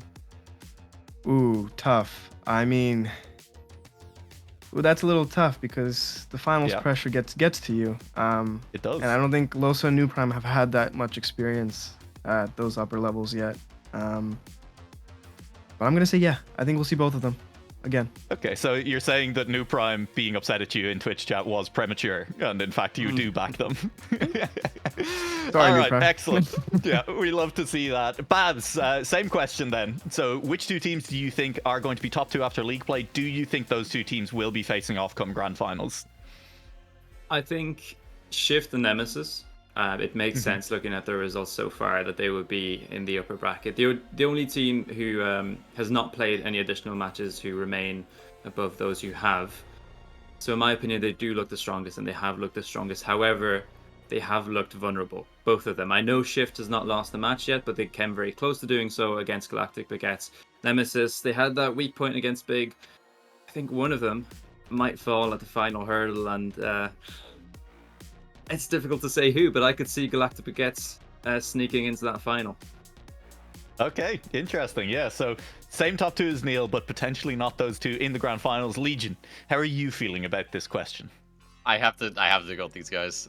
Shifted Nemesis at the top, yes, absolutely. They've had weaknesses. They've had moments of questionability, but I think overall they have been probably the most consistent teams and the fastest, of course, seeing as they are 1 and 2. So I don't really change anything there compared to the other two. However, I will say this. If we're talking grand finals, and I'm going to throw this out there, and I am ready to deal with whatever backlash I get. Okay. I think Shift goes to grand finals. Okay. I think Nemesis gets knocked out in semis if it comes down to it by Baguettes. Ooh, so Nemesis gets sent to the lower bracket by Shift, and then Baguettes are the team that face Nemesis in the lower bracket, and they send them out. It's gone. That's out my of here. prediction. All right, kind of a spicy prediction and a lot of pressure on Galactic Baguette, it feels like, from the desk. They are the name being thrown around more than any other as kind of the third team in that Div 1 at the moment. We still have a week of league play left to go. Positions still need to be locked in. Most of these teams still have 3 matches left to play. They're going to be an important set of 3 matches. We will be back next weekend to bring you all of that action. Thank you very much for joining us for the Beacon Duo League this week, and we will see you next week to round out league play, to set the stage for our playoffs, and of course for our promotion relegation tournament. It's going to be a blast. We'll see you there.